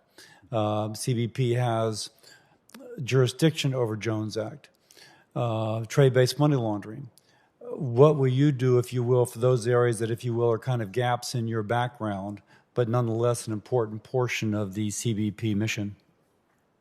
Senator, thank you for the question. I have to tell you, I know that perhaps the assumption has been made that I would be more interested in the border and those functions as opposed to the trade functions of CBP. But I want to assure you the trade functions are an area where I'm both extremely interested and want to commit to learning as much as possible. The Jones Act, I'm sure you realize better than most, is incredibly complex. I am doing my best to learn about it. Now, can I ask, because inevitably you'll need a lieutenant who is going to be in charge of that, just because, I mean, your plate will be full just with the border. So do you have the ability to hire your own lieutenants, or will there be someone there who will make this a priority within the considerations of the department? Knowing that you're making an effort to learn, but knowing that the highly technical aspect of it will require somebody with expertise. Senator, thank you for the question. And one of the great things about the process that I've gone through over the last several months is to learn about the number of highly knowledgeable, highly dedicated personnel. I'm taking that as a yes. Trade. So you are 100% right. Yes. In your testimony, you had a paragraph regarding the desire to address the issue of forced labor. Now, of course, I would advocate that that be second and third degree. There's been a big push in this committee to support battery technology. It's pretty clear that cobalt is being taken out of the Congo using forced labor, which is being employed, if you will, by Chinese companies. It's been pretty well documented. There's a New Yorker article about it. There's others in the press. I had promoted an amendment that was rejected on party lines that if we would ask that cobalt being used in batteries be ensured not to come from forced labor. To what degree does your commitment to addressing the use of forced labor include the kind of second degree? It isn't where the battery is being made, but it is where the cobalt is being mined to be used in the battery. Senator, thank you for the commitment, and I would just mention that forced labor is really something I'd like to consider as a top trade priority. But that would be a second degree issue as well, not just China where it's being used with the Uyghurs, but also in Congo where it's being used to harvest the cobalt? Absolutely. And to put a point on it, it would bring you a little bit in conflict with the emphasis on other parts of the administration to use battery technology, which requires the use of this forced labor mined cobalt. Are you willing to take on that political battle? Senator, it would certainly be something I'd want to learn more about, obviously, because now... Yes, but if you, and I don't mean to interrupt, I just have 40 seconds left. If you're going to take on forced labor, I can tell you it's hard with the emphasis upon battery technology to take it on, because there is just a lot of folks who want to put head in sand and not notice about child labor being in the Congo, being used by Chinese companies to take the cobalt to be making these batteries. So simple answer. You may decide that, no, you don't want to engage in it, but if it turns out what I'm saying is correct, will you take that issue on? Yes, I will. It sounds like a very important situation. I'm very... Thank you, and I'll yield back. I just say that, and I thank you for your testimony. I thank my colleagues. So now we'll go to Senator Bennett, and then we'll go to Senator Scott. Thank you, Mr. Chairman, for holding this hearing, and Chief Magnus, thank you for being here and for your willingness to serve in an extraordinarily difficult position. As we discussed in our phone call together, I remain deeply concerned about unaccompanied children crossing the border, the high number of children crossing, and their treatment once they're in custody of the United States. It's not a secret that the previous administration did almost everything in its power to dismantle the legal immigration system. In our legal services, educational programs, and recreation activities for kids in the government's custody, hundreds of kids were separated from their parents under President Trump's policies and were never reunified, a humanitarian catastrophe. It was heartless and it was heartbreaking to have babies and infants spend weeks in under-resourced detention centers that were not appropriate for anyone, much less children. Much was done to deter children from coming, but it didn't work. By May 2019, there were almost over 11,800 children apprehended by CPB. The courts had to step in to stop the previous administration from just summarily expelling these kids. And when President Biden was sworn in, he immediately took executive action and revoked President Trump's enforcement priorities. He also took further action to reunify families and care for the unaccompanied children over the following months. However, in the first 8 months of 2021, over 118,000 unaccompanied children were apprehended, and I continue to hear horror stories about their treatment, both in CBP custody and beyond. There are currently still over 11,000 children in the government's custody, with just under 500 at CPB. I recognize that this is an incredibly hard issue and that the numbers are slowly declining, but I've not seen any plan or any request from the administration outlining their strategy on this. Should you be confirmed, will you commit to work with Secretary Mayorkas on creating a plan that specifically supports unaccompanied children in CPB custody? Senator, thank you for the question. And there are a few things more important to me than how we treat children. This is something that I have carried with me throughout my career. So the answer is absolutely yes. Thank you, Chief. I appreciate that. Will you commit to immediately investigating any instance of physical, sexual, or other types of abuse that is reported from CPB employees or contractors? Yes, Senator. And will you commit to providing information on investigations to my office and others who may be conducting oversight for the purposes of protecting these children? Senator, the answer is yes. Thank you, Chief. Shifting gears, Chief Magnus, in 2020, drug overdose deaths increased in Colorado by 38% over the previous year, the largest year-over-year increase since at least 2000. This increase was worse than the U.S. average. The highest rates of death due to overdose were in 3 counties in southern rural Colorado. And the overdose and overall mental health epidemic have only gotten worse over the past year, and we need to work at every level to address it. At the northern and southern borders, fentanyl seizures remain high, and this substance is finding its way into communities and destroying them. How are you planning to address the trafficking of drugs across the northern and southern border to help prevent these deaths, and what types of technology or resources do you think are needed to better screen at ports of entry where these products are coming through? Senator, thank you for the question. The scourge of fentanyl, of opioids in general that are coming across both borders is both alarming and deeply troubling.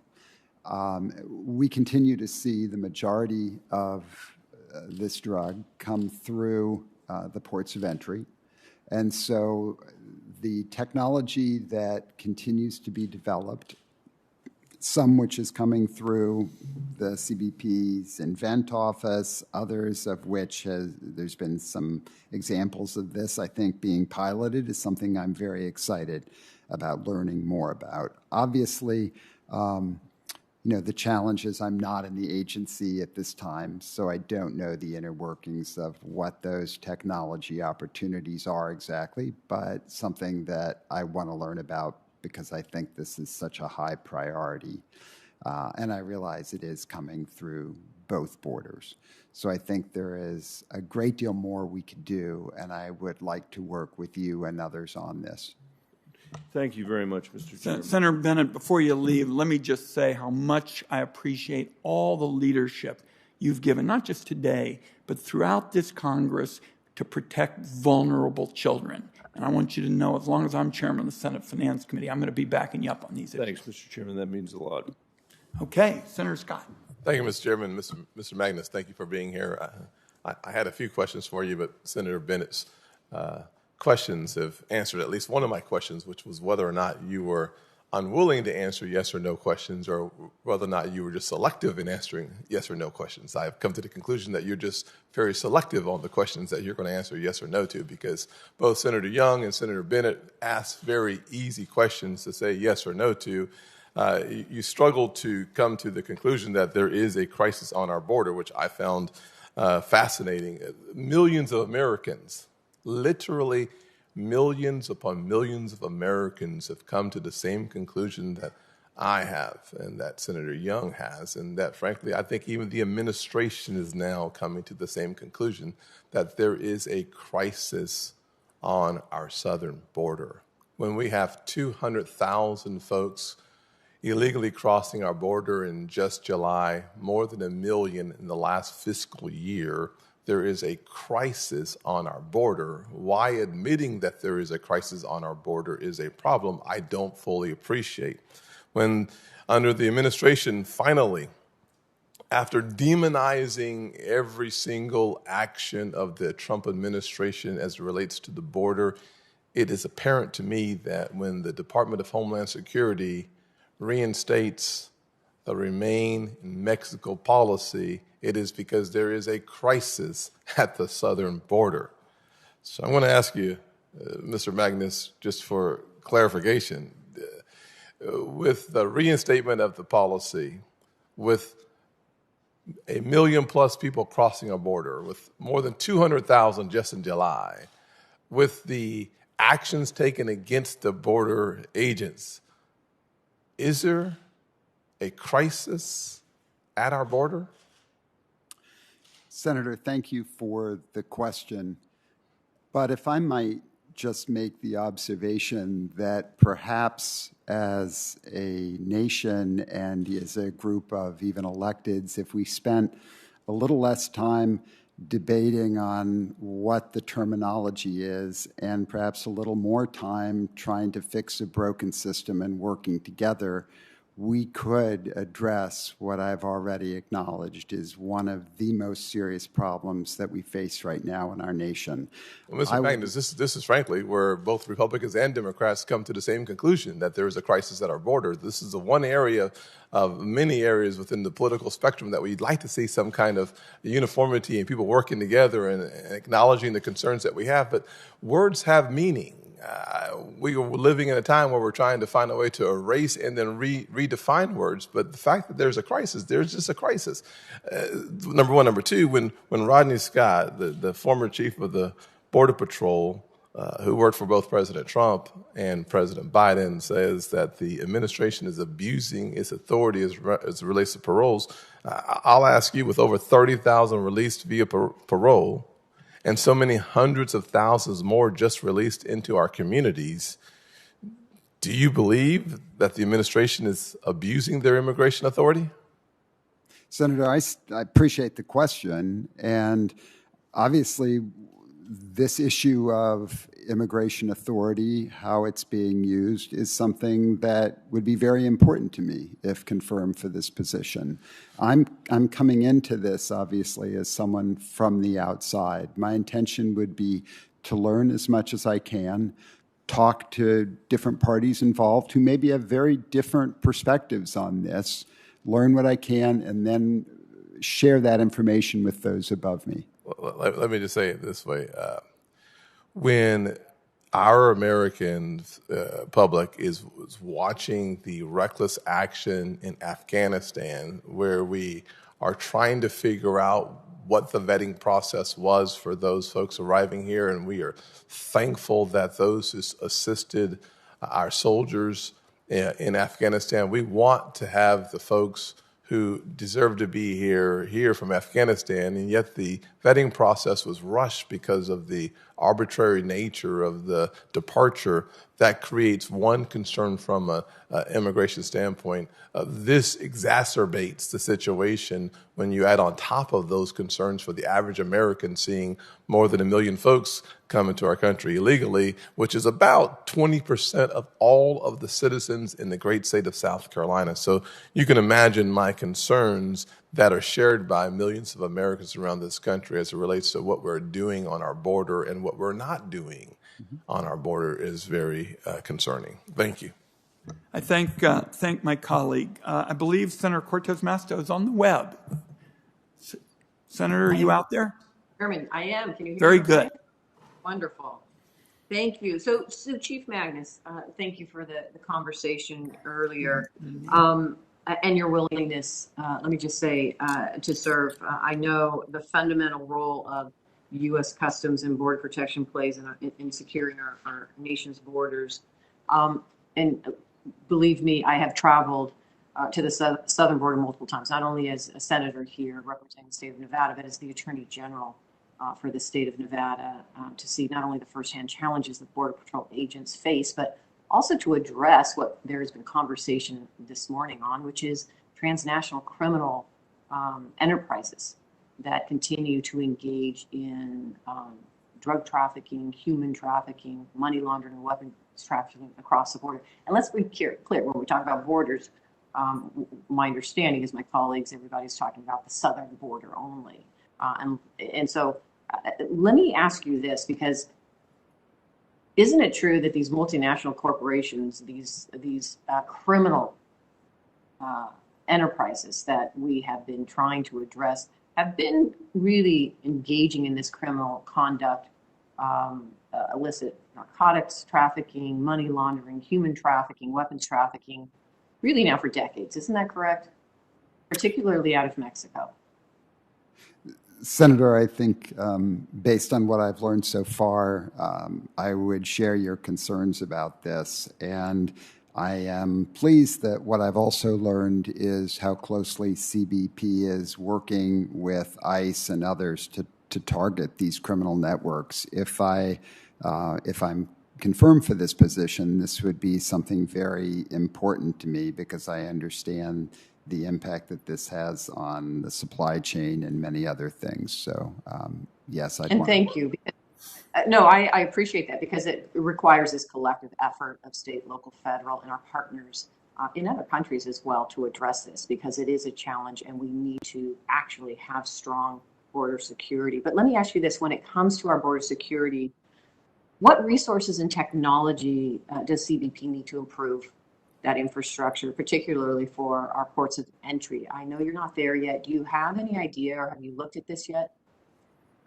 Well, Senator, I appreciate the question because, as I've come to learn so far, and again, admittedly, looking at this from an outsider's perspective, the border security has to be addressed through a combination of things. I think technology is a very important piece, and the use of unmanned aerial surveillance of different types, various sensors that can help us see into Mexico to figure out what may be coming our way, technology that allows our Border Patrol officers to communicate more effectively with each other in difficult terrain or across longer distances. I think these are some of the technology pieces, but as I previously mentioned, I also understand the need to address other infrastructure concerns where it makes common sense to do so, as well as to address probably the most important resource that we have, which is our people, making sure they're getting the training, the support that they need to do their jobs.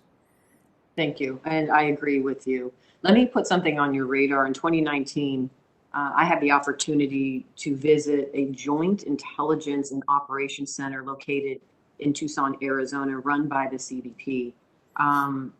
This center acted as a fusion center style for many different law enforcement agencies to coordinate operations and communications. I visited it, but my understanding, though, it has since closed, and I'm trying to find out why. This is a perfect example of where you have this collaboration at all levels of government, really to focus on the needs there at the border.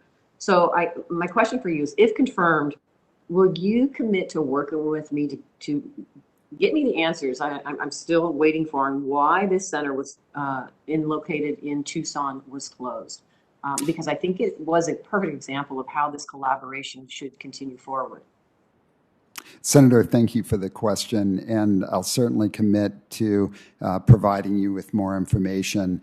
I can give you the good news, which is there is an unusually high level of collaboration between state, federal, and local partners around many of the issues we've discussed that's going on both in Tucson and throughout Arizona. Thank you. Thank you again for your willingness to serve. Thank my colleague, and particularly her focus on how the spies and criminals are taking advantage of some of the holes in the process of enforcement. And we're going to really zero in on e-passport forgery and have talked about that. Senator Portman, I believe, will be our final questioner. Senator Portman, you out there? Great. Thank you, Mr. Chairman. I appreciate it. Chief, appreciate your testimony today. I got to hear some of it off and on with other commitments, and I also appreciated our conversation, which was very frank, about some of the challenges we're facing on the border today.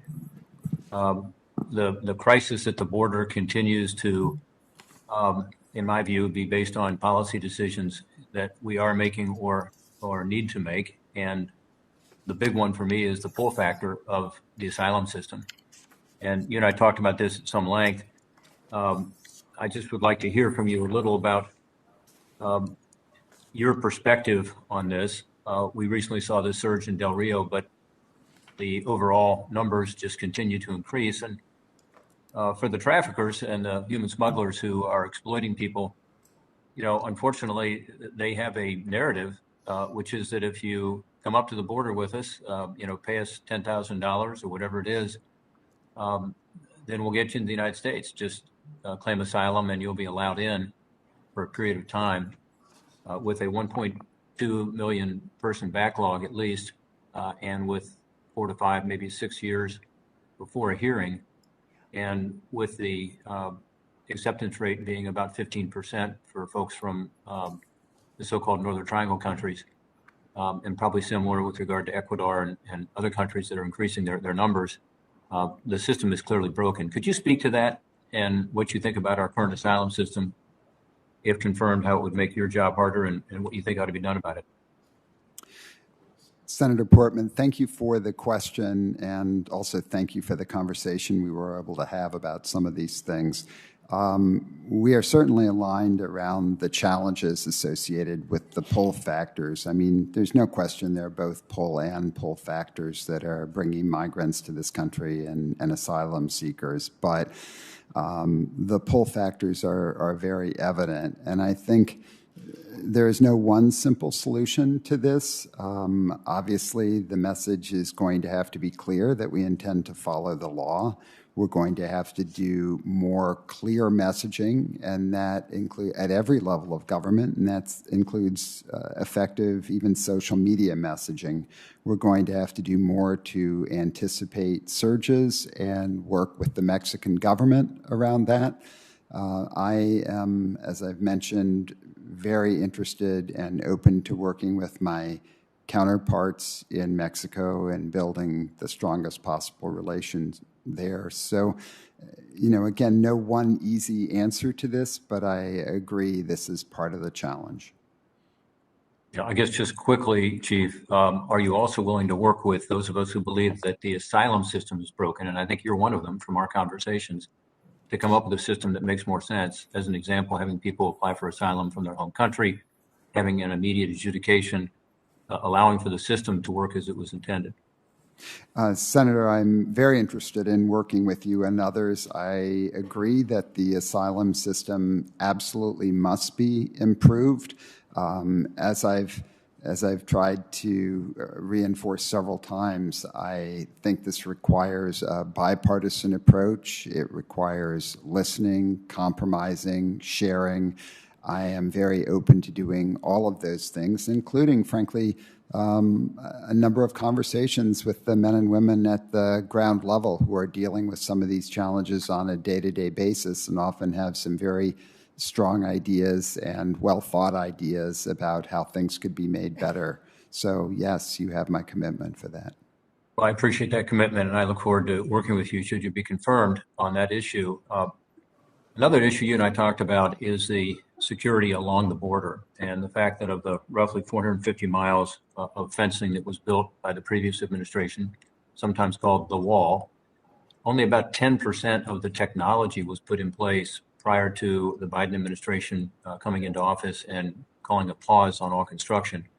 You and I talked about the situation along the border. Certainly you've seen it in Arizona. I was in Del Rio not long ago looking at the gaps in the border wall, which are, to me, obvious things that should be closed and create a huge problem for the Border Patrol. But the one that particularly troubles me is the fact that even though Democrats and Republicans alike talk about the need for sensors and cameras and more sophisticated technology, that again, only about 10% of that was completed, which complements the fence. Would you be supportive of completing the technology part of this? I won't let you, I won't put you on the spot in terms of the so-called wall. I believe that fencing ought to be completed as well. I think it's, it's nonsensical that we've paid the contractors to do this and Border Patrol have to stand there 24/7 in order to protect a gap in the wall. But let's move on to the technology issue where I think there's more consensus. Would you be willing to say today that you would support completing the technology, again, sensors, cameras, to be able to give your Border Patrol officers the opportunity to be able to respond more effectively and more efficiently? Senator, thank you for the question. And You're correct. I'm interested in providing the agents of the Border Patrol with the best possible resources, which would include improvements in technology, something I'm very interested in learning more about, especially because the border's not homogeneous and there are different needs along different sections. Time of the gentleman has expired. Senator Brown. Thank you, Senator Wyden, and I'm pleased to be able to go right after my colleague from Ohio, whose name I invoked a number of times last week about the infrastructure work we've done together, especially in Buy America. Chief Magnus, congratulations on your nomination. As Chairman Wyden mentioned, this post is critical for addressing issues that the chair and I have worked on.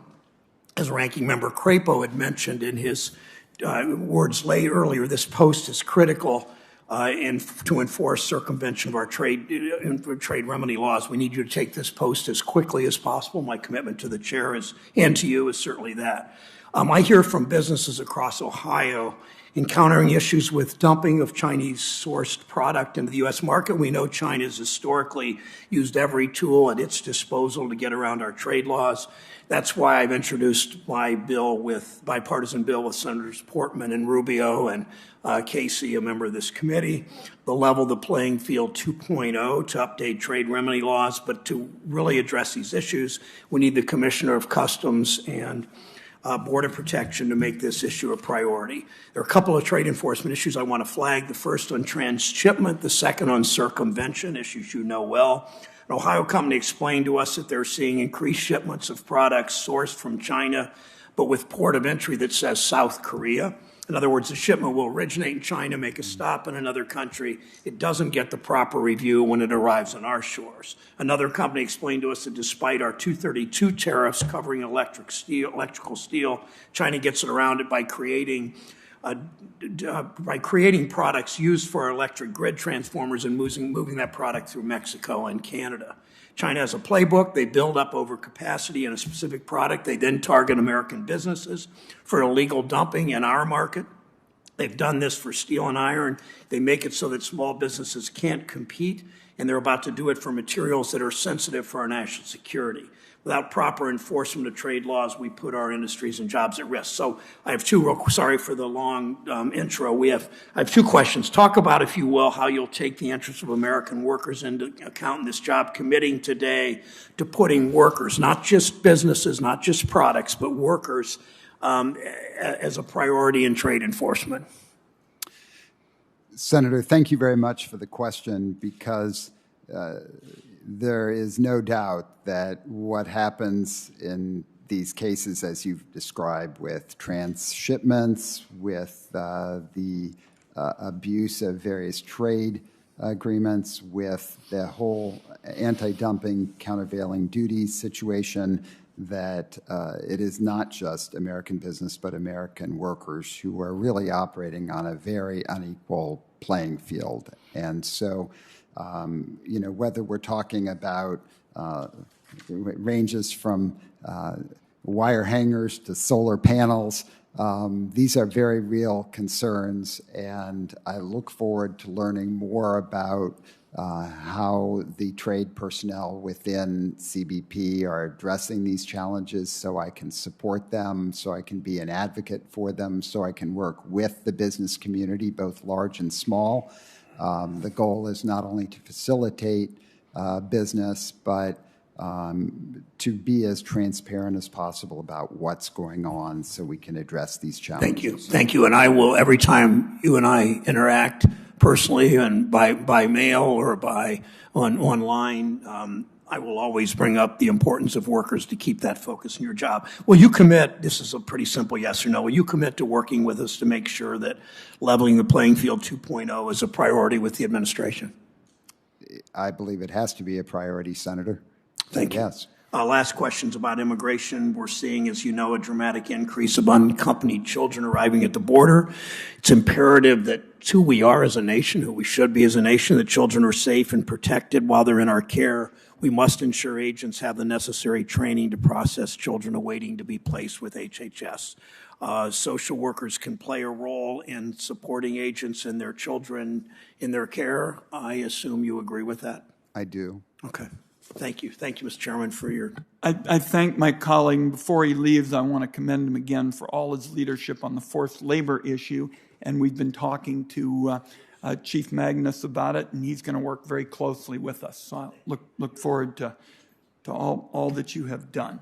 So we've got a couple of formalities. We want to thank all the members for their participation. We had a very, very high turnout today. Chief Magnus, thank you for your candid responses regarding questions for the record. The deadline for members to submit their questions will be Sunday, October 24th at 5, with the expectation that members will submit them by close of business Friday, if possible.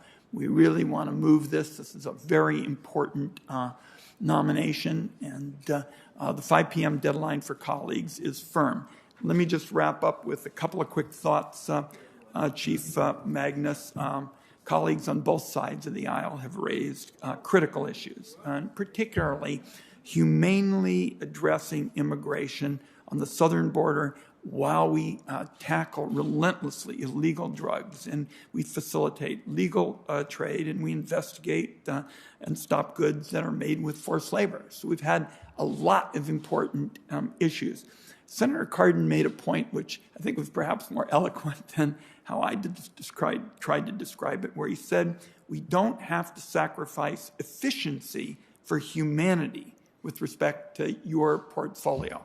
That sums it up. You've got important work to do. I expect that you'll have colleagues on both sides of the aisle supporting you before we're done because of your candor, because of your professionalism. I strongly support you. I supported you before this morning, and you've given us additional reason to support you. We'll excuse you at this time, and the Finance Committee is adjourned.